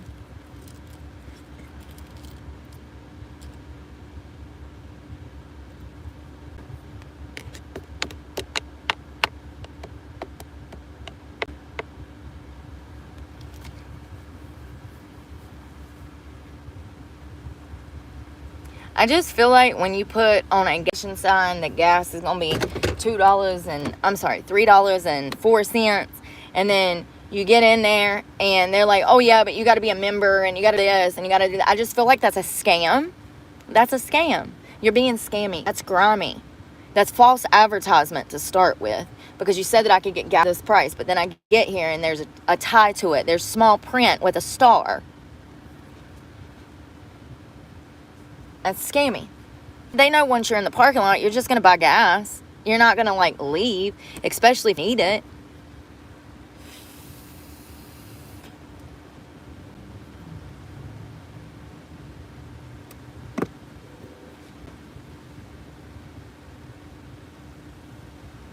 I hope I don't get this and it makes it worse. Oh, crap. Where's my other phone and my... What if I left them in the bathroom of the other Planet Fitness? That's right. I mean, maybe it's under my seat or something. I don't freaking know. There it is. But that doesn't explain where my Ray-Bans went. There's my phone.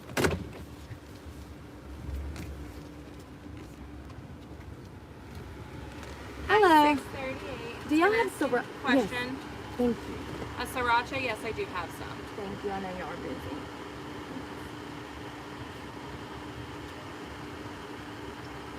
Sweet. Thank you. You have a great day. You too. Lord, I can't see to get out of here, y'all. Hold on. Gotta cut it. I guess maybe my Ray-Bans are somewhere in here. Maybe they've fallen under one of my seats or something. I don't understand where they could have got to, but whatever. I'm so hungry. I'm gonna park next to a Planet Fitness. Oh, shit. I hopped the curb. I'm gonna park next to a Planet Fitness in case I have to run in there because of this food.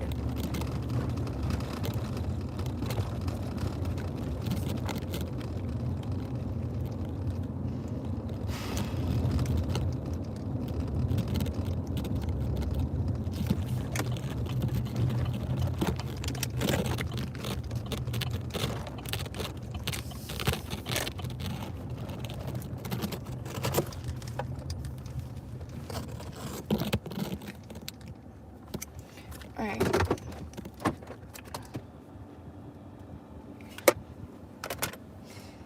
Damn.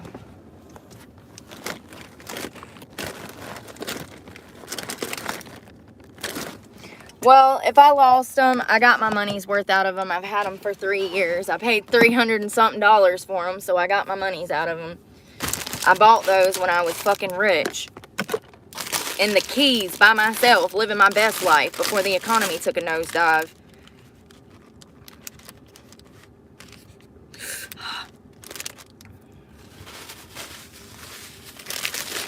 This is really hot. It's got bacon, egg, and cheese on it. I can't believe I'm about to eat more bacon.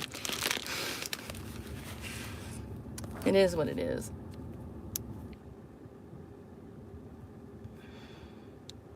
Now I feel nauseous.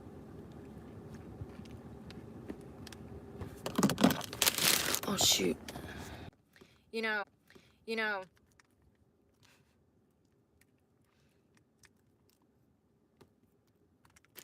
every time I've asked my ex for help, it was a wonderful opportunity for him to just treat me like he should have 10 years ago when he met me. But he'll never learn.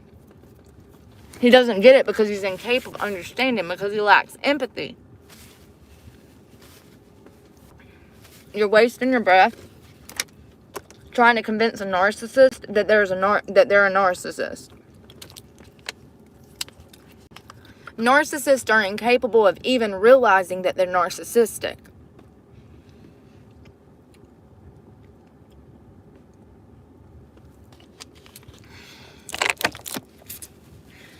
This is okay. It's not as good as it usually is.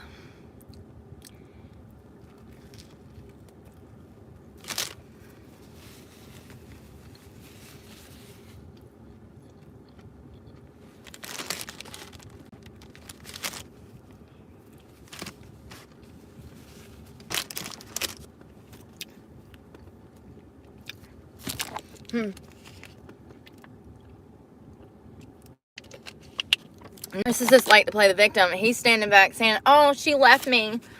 Blah, blah, blah, blah, blah. Yeah, I left you because you beat the hell out of me. You cheated on me. You strung me out on fucking drugs. Gave me money for drugs. That's not love. So when I got clean, yes, I left. And I've kept in contact with you.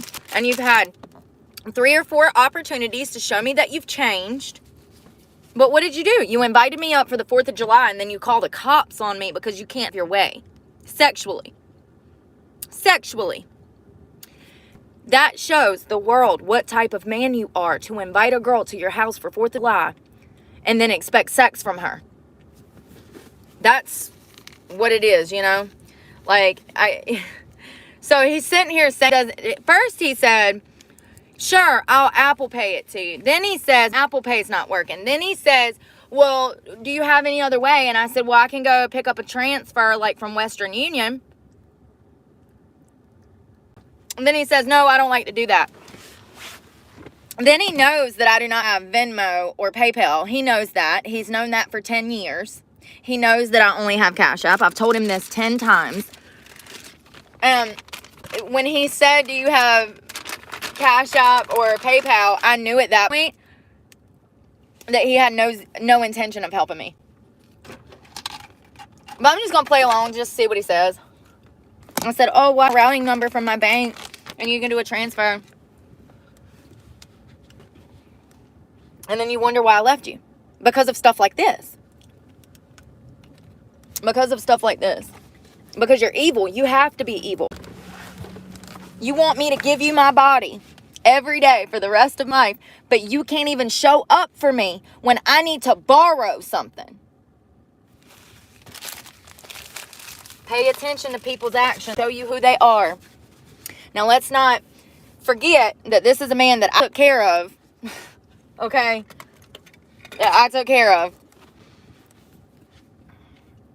So it wasn't like he was just over here, taking care of me, because it was nothing like that. Anytime that there was any kind of money exchange, it was through abuse. Because that's who he is. He's used to getting his way by financially abusing women. The last girlfriend he was with hung herself. She killed herself in our $1 million mansion.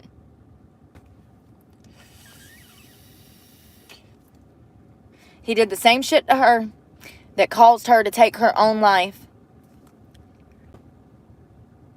Yeah, he says, I don't think that'll work. First of all, I said, can I borrow the money so that I can make my truck payment? And then I sent him screenshots of money that I have in my analytics that I'm going to get in a check. Now and I said, well, let's leave a paper trail.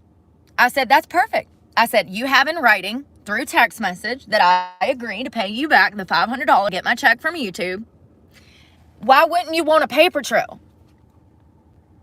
I said, transfer it. Like, I can go to Western Union. That leaves a paper trail. I can go to my bank. You can transfer it from your account to my account. Like, now he's saying, well, why don't you open up a this or a that? Because first of all, even opening up a Venmo, I will have no access to the money. Opening up a PayPal, I will have no access to the money. So it would be purposeless.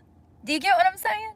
I won't have a card to withdraw the money to put in my bank account so that I can make a payment. But he knows that. He knows that. He's probably watching me right now. Because that was the first thing out of his mouth this morning. You told the whole world that it... Hold on, I'll tell you exactly what he said. Remember us little people when you make it big, since you're making content talking about us. Yes, absolutely. I am. I'm warning girls about what type of people you and Randy are. Absolutely. Because for the longest time, for 10 years, I believed that you had my best interest at heart when you were buying me needles and giving me drugs to put in my fucking arm. I really thought you loved me. And then when I got clean, I gave you the opportunity to prove that you were a good man. And what have you done time and time again? Put me through more abuse. When you don't get your way, you call the law on me. When you don't get your way, you sue me in court. When you don't get your fucking way, you kick me out to hurt me. When you don't get your way, you take my fucking car because my name wasn't on it at the time. This is manipulation. Pure manipulation. He's full of shit. He has zero intentions of help. And this is why I don't fuck with him. This is why. And then you wonder why I don't sleep with you. I can't even trust you. You're fake. You lie. I can't trust you. You think I want to sleep with you? Honey, bless your heart. Listen, there's a lot of fucked up people out here that absolutely will put pussy over morals and values. I don't even know how to put it. There are definitely men out here that are so desperate for some ass that they fuck whatever, whenever, however. They don't care if that girl is with the AIDS or if that girl is a horrible, fucked up fucking person. As long as it has a vagina, most men will fuck it. In my experience, now, let me just back up. Let's not forget that the first 6 to 10 men that came into my life as a child were sex offenders, okay? So, my experience with men, statistically speaking, the majority of men cannot control their sexual fucking urges. They're weirdos. Weirdos. Like, And then they harm a child and they blame the child for what they did. That was my experience growing up. So, you know, and I get out here and I constantly meet nothing but the same type of weak men who want to use a child for their own perversion. Or someone that's much younger than them so that they can look good to society and have arm candy. I bet if we put all of my exes and half the dudes that I meet in a strip club trying to take me home, if we put them all in a room, they still wouldn't fucking get it. Even after having time to discuss things and try to figure it out, nobody gets it. Because they don't have the character that I do. I'm talking about the men. They don't get it because they don't understand it, because they obviously, I don't know. I do know that my ex who owned the strip club, he was used to women just dropping their panties in front of him because he owned a strip club. And when he met me, I refused to sleep with him. I said, I'm not that type of girl. I'm not sleeping with you on the first date. I'll go date with you because I think you're cool and I like that we can converse. But at the end of the day, don't think that this date is getting you laid. And I was probably the only who ever told him that. And so when you're that type of man that's had power and money and bitches are just dropping their draws left and right, regardless of what you look like, you become accustomed to treating women any old damn way.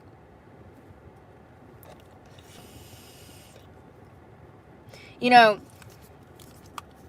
I talk a lot about how the majority of people that I know are in relationships and marriages that they should not be in because they are not stable enough and considerate enough and respectful enough and faithful enough.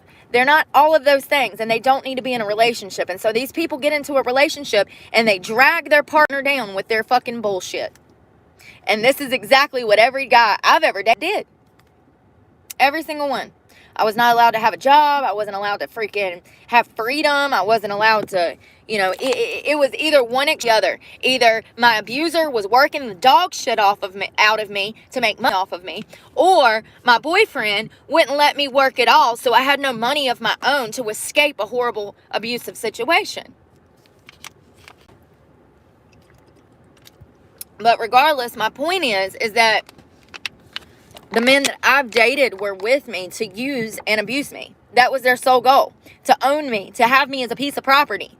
Like, these are not that have a conscience. They don't lay down at night and say, God, did I do something wrong today? Like me, when I go to bed tonight, I'm going to question my interaction with Joel Armstrong over at the clerk's office. Me and God will discuss it. Because I know that I didn't handle it in the best manner.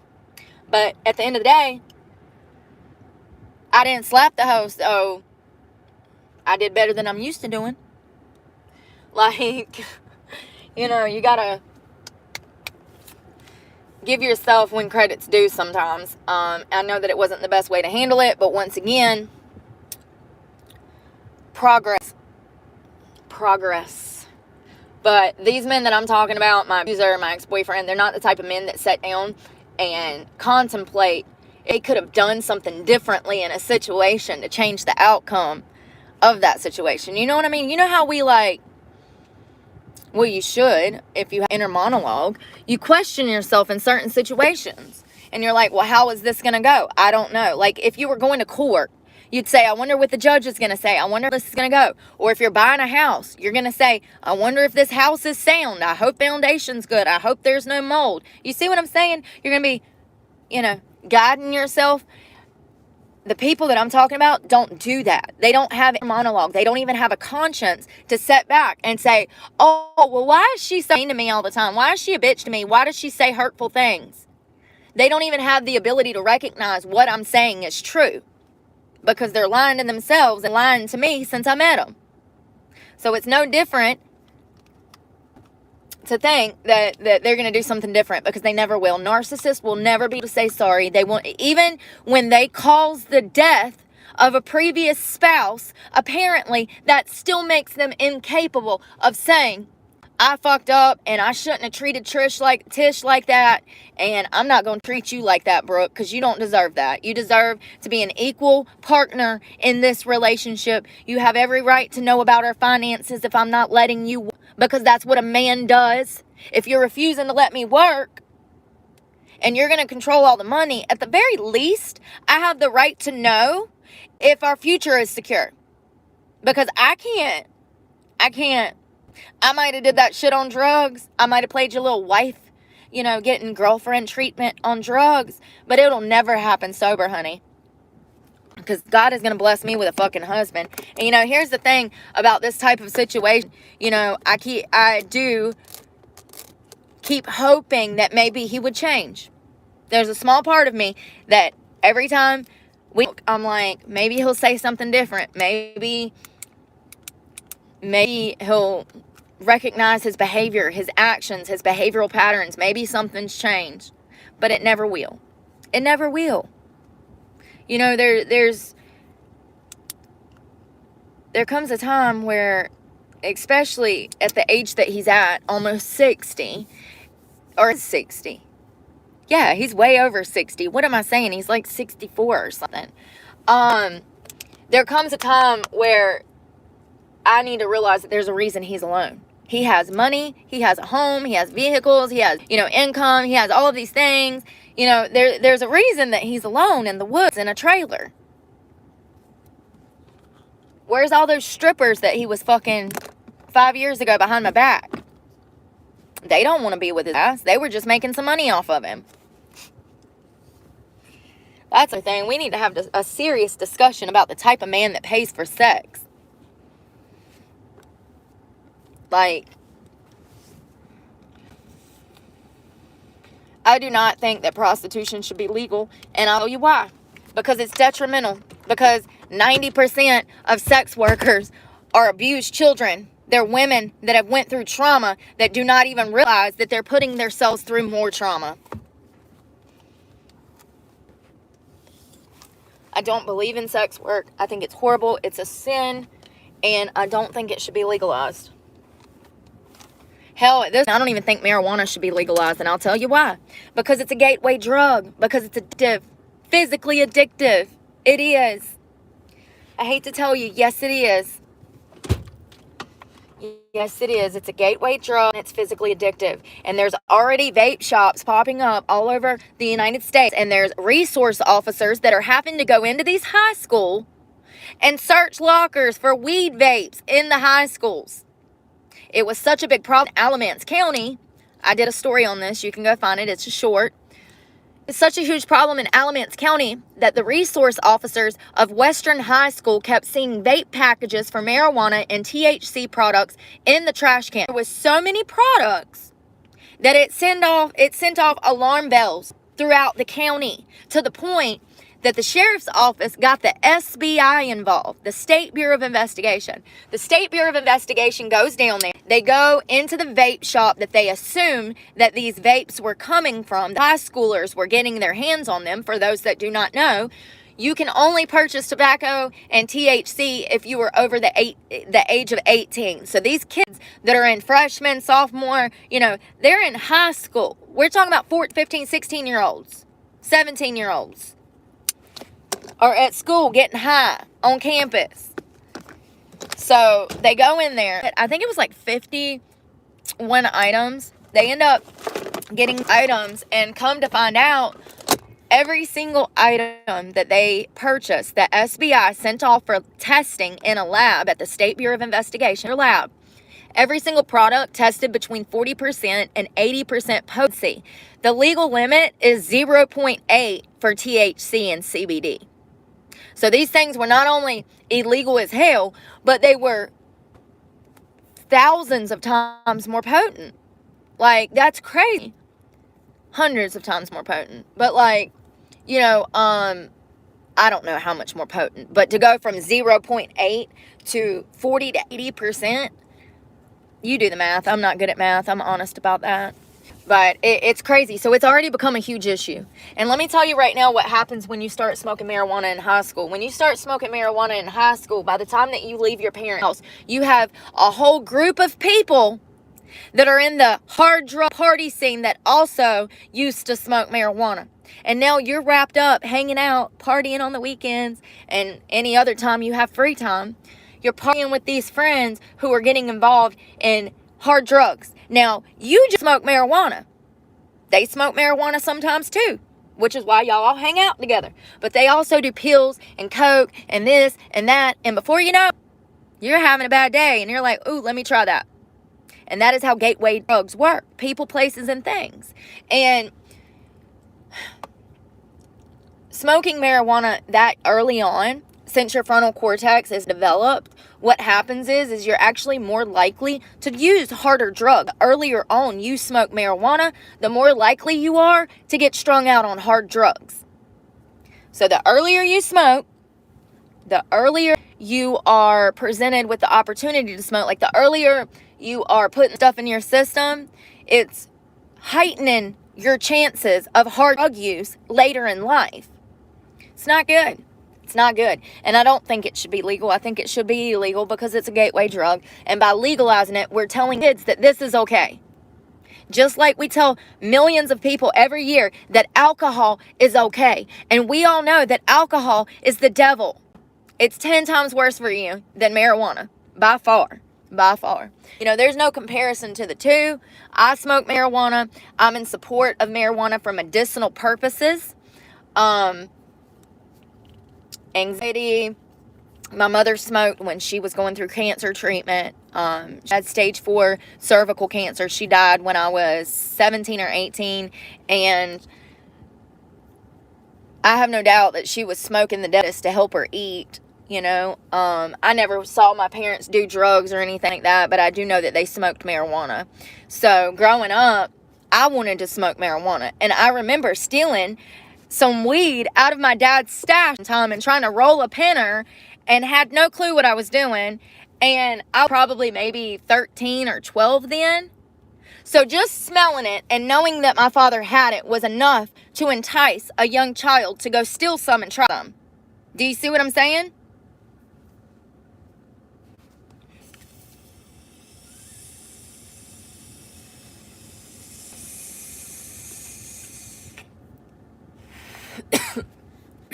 I think it's the devil. Alcohol. I hate drinking. I hate being around alcohol because if I'm around alcohol and we're hanging out, I'm gonna want to drink. And that's why I don't like to be around it in the club. Because in the club, I feel like it's work. Because then I'm upset that nobody's spending money. Guys are offering to buy you drinks, but they don't want to spend no money. They just want to get you drunk and try to take you home. Fun fact, alcohol makes me more violent. So, what you think you're doing? You think you're going to get some ass, you're going to get an ass whooping. Like, for real. Like, I don't understand how stupid some people are. Like, if I'm a bitch from go, why would you think that alcohol would make me nicer?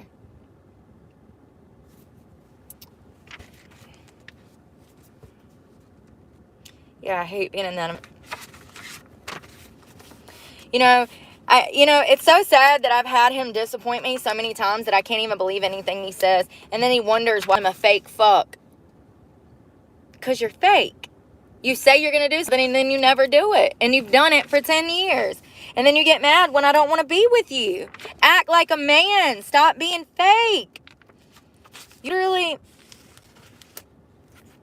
Yes, when you tell somebody you're going to do something, you should keep your word 100%. And if you don't, that kind of makes you a piece of shit. You're a disloyal friend. You're not, reliable. Nobody can count on you.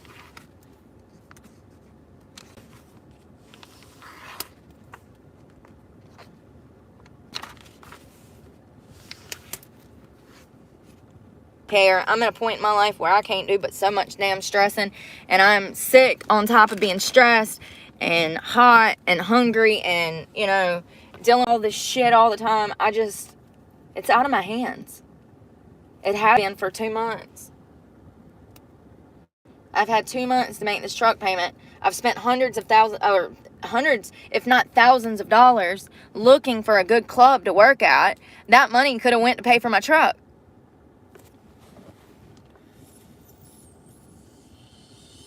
These people over here having a smoke session in this truck beside me.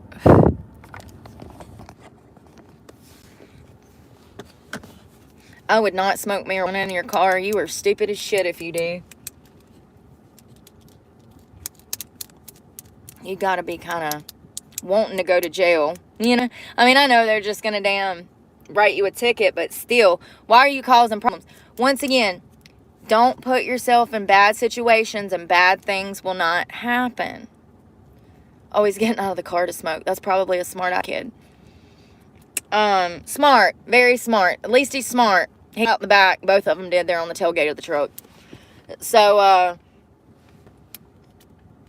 yeah, smoking in your car gives them probable cause, but not only that, it gives them the right to seize your vehicle. If they want to be assholes, they absolutely can seize your vehicle. I've had it done before. I've had them tow my vehicle over marijuana. So if they want to be assholes, they can. And you get a bad cop on a bad day, and he might just take you to jail over something stupid. And it's just not worth it, in my opinion, to be smoking in your car, because your car is going to reek like it. That shit stinks so bad. Cigarettes, too. Cigarettes, too.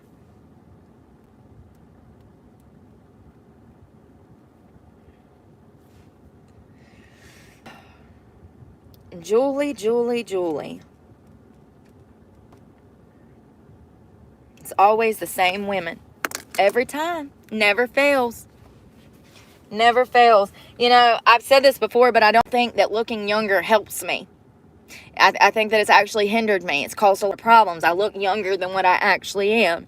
And about 4 or 5 years ago, before I got clean, people used to think that I was like 22, 23, and they would talk to me like I was a child, and it would piss me off. And I'm like, wait a second, I'm a 30-something-year-old woman. Like, and they're like, no way, really? I thought you were like 22 or something. Like, I really do. I think it causes more problems than I need. My age, like, I have no doubt that she had no clue what she was doing in that clerk's office. But if you don't know what you're doing, you need to go call somebody and ask, what do I need to be doing? Like, what do I need to be doing? How do I fix this lady's paperwork? Hello? Liverpool. I want to go to Cape one day. I want to go to Stockholm and stuff. I think that's in the UK, right? Yeah. Over by Ireland and all of that. I definitely want to see Ireland. Thank you.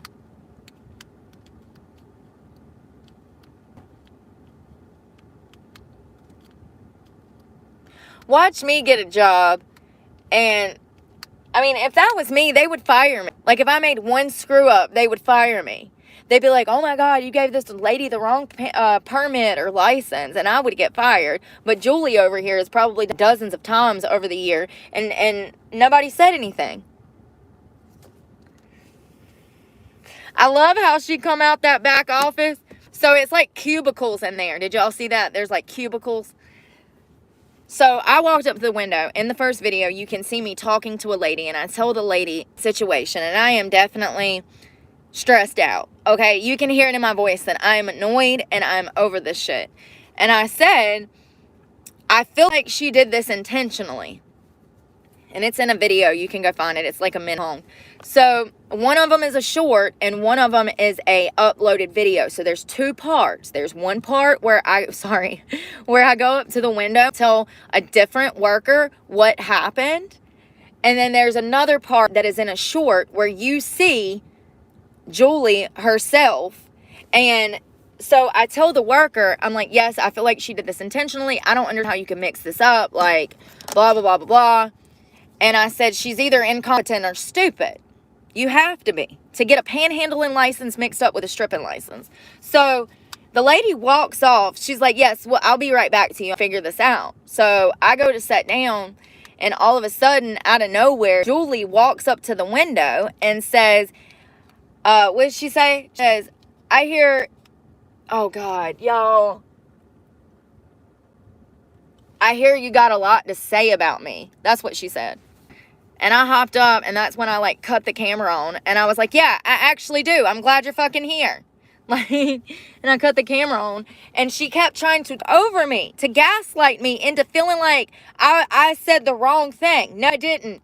Why do you think for 3 days, or for the past week, I've been saying I asked her 6 times. Why do you think I was saying that? Even after the Friday when I left the permit in my hand. because I knew the moment that I had to come back, this bitch was going to try to deflect and project the issue onto me as if I did something wrong. I knew that from the very fucking beginning before I even left there with the fake fucking license. Because I've been through this so many times. So many times. At least once a week. The same usual fucking suspect. So, and that's the first thing out of her mouth. She said, yes, you asked for a license. So every motherfucker that comes in here that asks for a license, you give them a panhandling license? Do y'all know how many different licenses there are at the clerk of court that you have to go register for? I don't know either, but I would assume hundreds. Hundreds. Has to be. It's the clerk of court. That's where you get everything done. So I just find it pretty humorous that her excuse was, when I walked up to the window and put the camera in her fucking face, I find it humorous that her excuse was I walked in asking for a license. Yeah, bitch, I did, and you gave me the wrong damn one, and I asked 6 times if it was for stripping.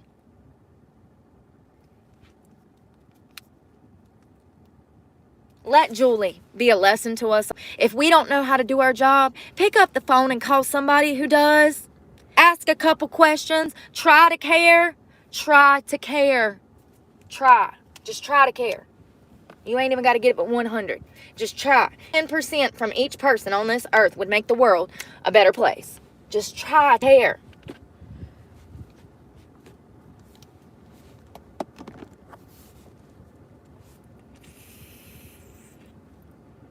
She definitely wasn't ready for me to start running my mouth. Like I said, she thought I was innocent. She judged a book by its fucking cover. And then she got bit when she didn't know how to do her fucking job. And she tried to blame me for her fucking actions. I am sick of other people who are in positions of power that have stable jobs and stable lives and income and 401k. I'm so sick of those people fucking my life up and their actions, consequences in my life. How much money and time did he spend doing this? For nothing. For nothing. For nothing. I still don't have a permit. And do you think that Julie had enough common sense to apologize? I have a feeling that Julie has never apologized to anyone in her life. Just gonna go on a limb. I'm gonna say she has a very unhappy fucking marriage. Due to the fact that she can't even take responsibility for her fucking actions, She can't even do her job. Poor thing.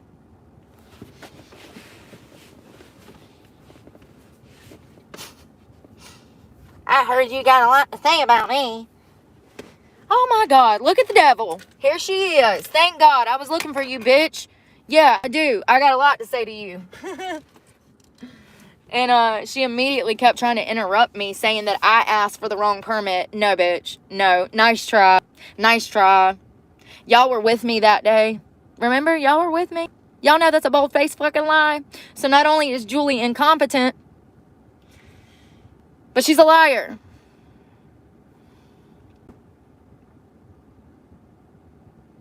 And it does piss me off because I don't understand how a human could behave like that. I understand it.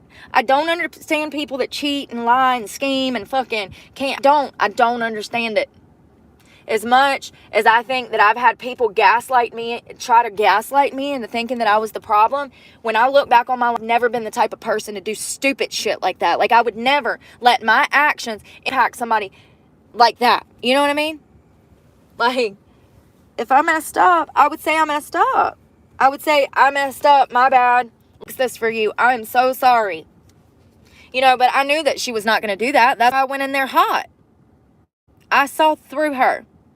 The way that she treated me when I went in there for a permit told me all I needed to know about what type of person she was. She was condescending. She was rude. She was ornery. Like,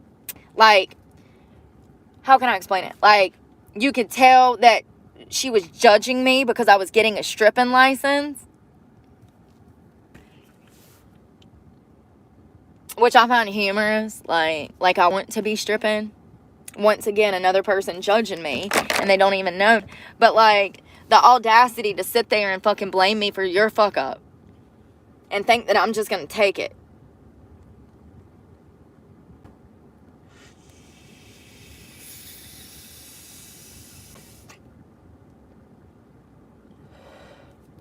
I want to fucking investigate these places for real. Like, I'm so sick of this shit. Something needs to change. And I've just been going over in my mind what I can do. Like, it's really pissing me off that we pay our money for this shit. We pay them. Pay her. We pay her. She gets paid with taxpayer money. So, we're paying for this stupidity. Reminds me of fucking what's her name? Willie Ferris, Fannie Willis out in Georgia. Who the hell died and made her a prosecutor? This lady is a district attorney of like 4 counties, but I can't find work. She can't even speak English. How does this keep happening? I would love to expose this.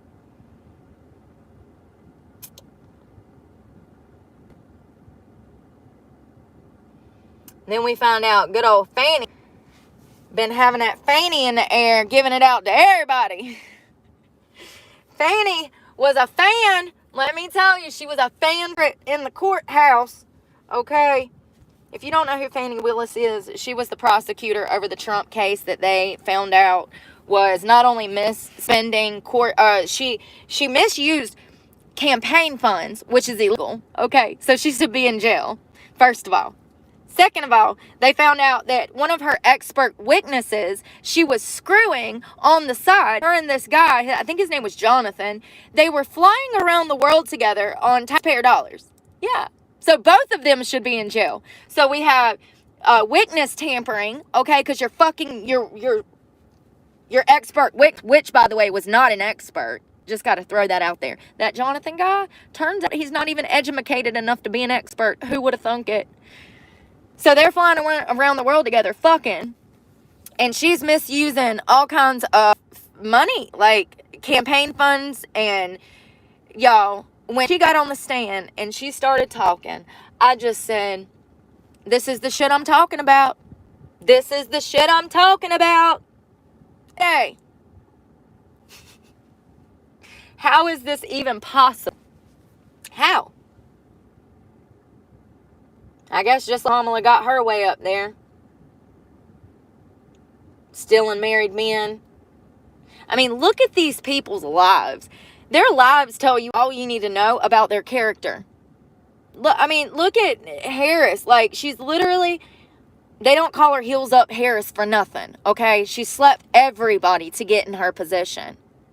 And it's crazy to think that both of these women have done this to get to the top. I don't doubt that Fannie Willis is also another case of being able to fuck her way to the top. Or maybe she would DEI hire. I don't know. One or the two. There's got to be an explanation as to why you would overlook a qualified candidate that has the same education and better skills, okay? There's no logical explanation other than sex or money or something that's nefarious.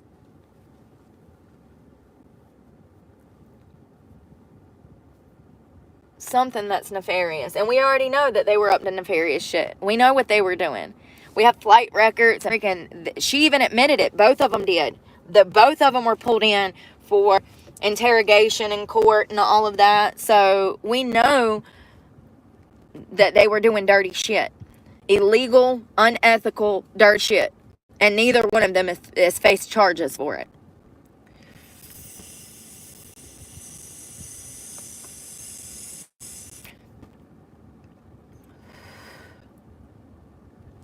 I think they should lock them up and make an example out of them.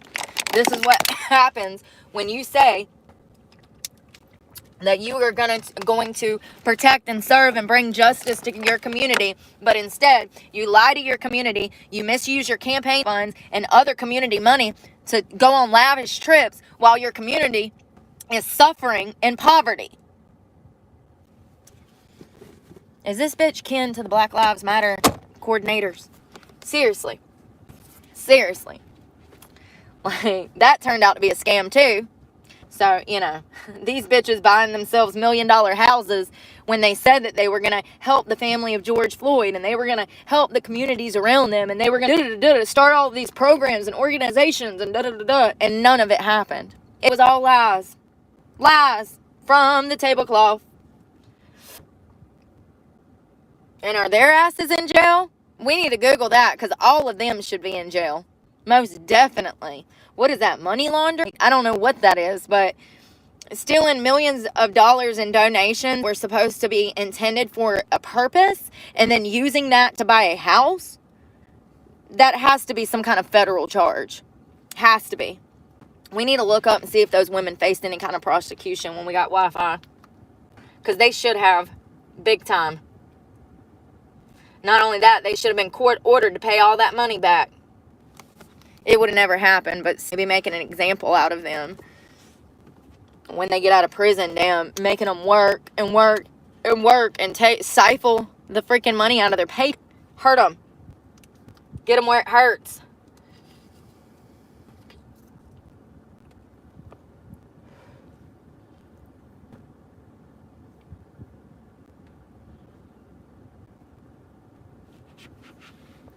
So the last time I was here, this parking lot had like 20 broke down cars in it. They must have cleaned the area up and ran all of the homeless people off. I mean, I see why. I wish that y'all could see in front of this truck. Hold on one second. I see why. These woods. Look at all that trash. This is why. Look at all that trash. That's why they run the homeless people off. And listen. From one homeless person to another. It doesn't matter that you're homeless. Your obligations are still the same as if you lived in a house. You don't need to be littering. There's garbage cans. Like, I don't understand it, but I'm also not on drugs, and I do know that a lot of homeless people are. So, it has something to do with it. I don't know. I just know that these woods are full of trash, and that's exactly why the owners of this business would not want these people over here. You know, that lady that I told you I saw at Walmart one night, she freaking threw piss over this fence, like right next to my car. And I was just like, why would you throw that there? Like, that's literally in the front parking lot of the Walmart. What are you doing? It didn't make any sense. There's so many woods and stuff. Why would you do that in the Walmart parking lot? Some people don't make no sense to me. And I have no doubt that those people that were living in cars were going out here and using the bathroom in the woods and stuff. And also, when the owners of these businesses see you and smell that, because it does stink. The grass stinks. I used to have this argument with my abuser because he would piss in my front yard off my porch, and my whole yard smelled like urine. And you could smell it from down the fucking driveway, but I guess because it's his urine, he couldn't smell it. You could smell it from all the way down the driveway, and I'd be like, stop doing that. It's nasty. Like, the yard stinks. The natural earth stinks now because of you. And so when these people are doing that in the woods, the area starts to stink heavily. We went to a park. Remember, we went to a park a couple of weeks ago, and we spent the day at the beach. It might have been like 3 months ago. I don't remember. But remember, I went through some woods, and it was just piles of crap everywhere, and it was homeless encampments and stuff. If you gonna have your tent right here, why would you shit right there? I mean, have you never heard of the saying, don't shit where you sleep? Like,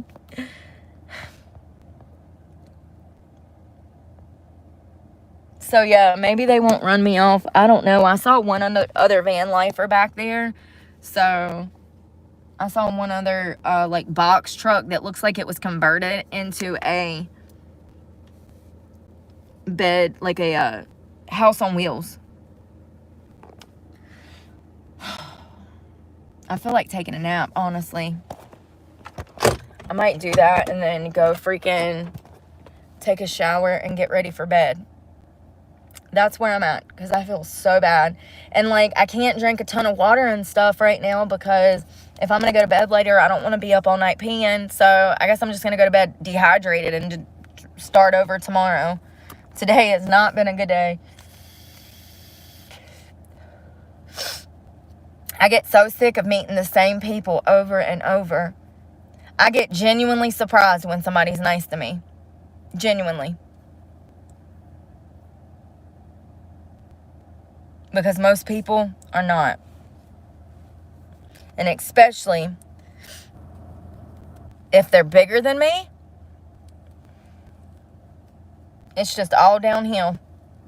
All downhill. I'll never get it. When I weighed 200 pounds, I never took it out on anybody else around me. I knew that the reason I weighed 200 pounds was because I was depressed. It was because I was ordering DoorDash, because I was drinking. I knew why I was big. Because of the birth control that I was on. It was a lot of contributing factors that led to me gaining 80 pounds in approximately like a year. And I knew that I was depressed. I knew that I was not happy with my situation. I had just gotten clean. And then I jumped into this horrible, yet again, another abusive relationship. However, it was one of the most normal family experiences, which is really weird. But we'll talk about that another day. But like, I wasn't focusing on me. And I got wrapped up in a relationship. And my career started slipping. And things were just going bad. And I put on a lot of weight. And I knew it was my fault. And I didn't ever treat anybody poorly because I was big. But there are a lot of people that suffer from obesity and or are bigger than I am. And they take their problems out on me. And they treat me poorly because of how they feel about themselves. And if you're a decent looking person, then you know exactly what I'm talking about because you've probably experienced this before. I think it's more common with women being jealous and envious and like judgmental, but I do know that some guys get intimidated by other like attractive guys in certain situations. But I think for the most part, it's mostly women that are petty like this and like bitter and like hold grudges and they're manipulative and cunning and conniving and like, dude, I could just go on and on. Things that I am not. I know that without a doubt. I am not. Like, you know, it sucks because I've met the same people over and over my whole life because I've allowed it. But we're not doing that anymore, and I'm glad that I got my little refund, even though I probably just spent that in gas. That $20 got me a quarter of a tank. So I've got 50 miles still empty because that's only half of that. Something's wrong with my gas mileage. I'm only getting like 16, sometimes 11 miles to the gallon. 5. I'm getting 5. I'm averaging 5 miles to the fucking gallon.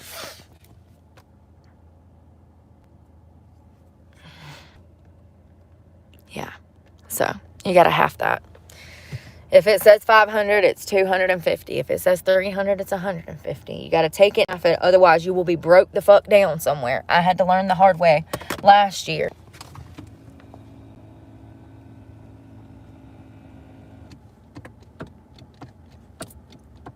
Oh God, graham, is that the graham? No, I don't like sweet stuff.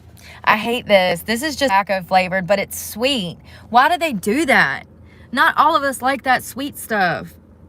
Some of us actually grew up with real cigarettes. We used to be real smokers. How do I work the side? I was trying to touch it. Oh, it's a touch screen? Stop playing. No, it's not. It's not touch screen. What is that for then? Is it just telling me how much juice and battery I have? I think that just tells me how much juice and battery I have. Yeah, it's giving me a headache. Every time I hit it, it gets worse. This is what I don't like about these things. Is that when they're flavored like that, whatever that sweetness is, it makes my head hurt.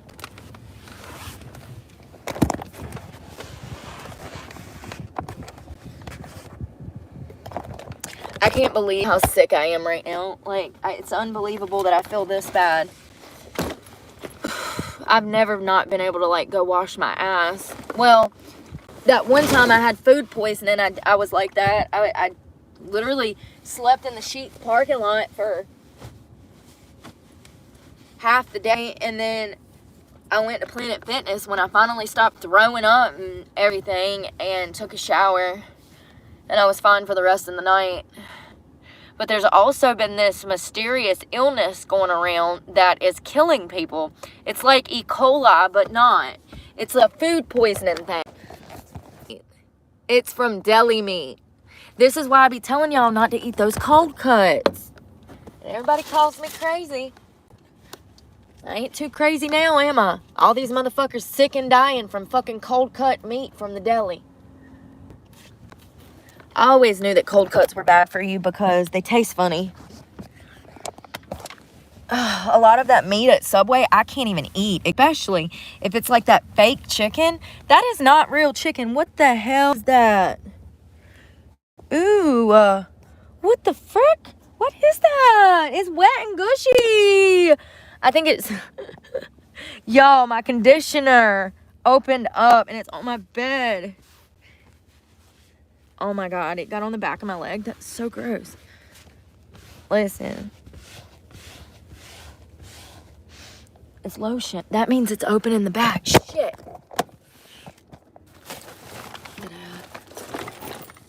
There it is, upside down and open. Shit. Oh well. Alright, well at least I caught it before I damn went into Planet Fitness and squirted it everywhere. My nose is itching. Oh God, I feel so weak. My head hurts. I feel dehydrated. I definitely could chug like a whole gallon of water, but I'm scared that it'll make things worse. If you know, you know. Yeah, so apparently those people ate deli meat and 40 of them have been to the hospital.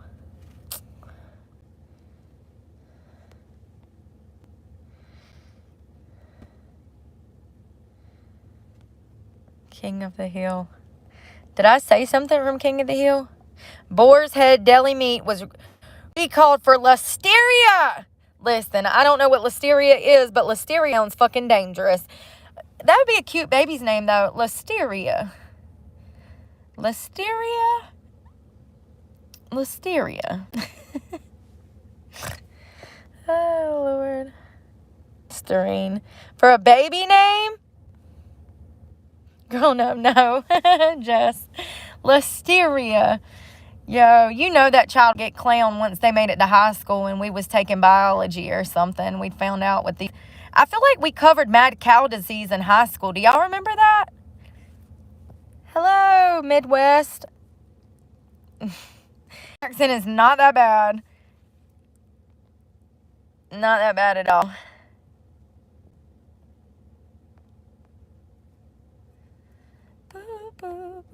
See, that's what I'm talking about.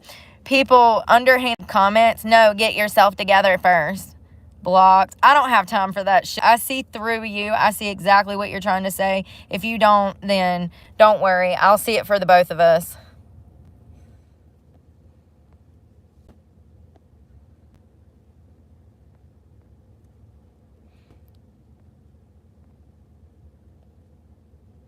I'm gonna go take a nap, y'all.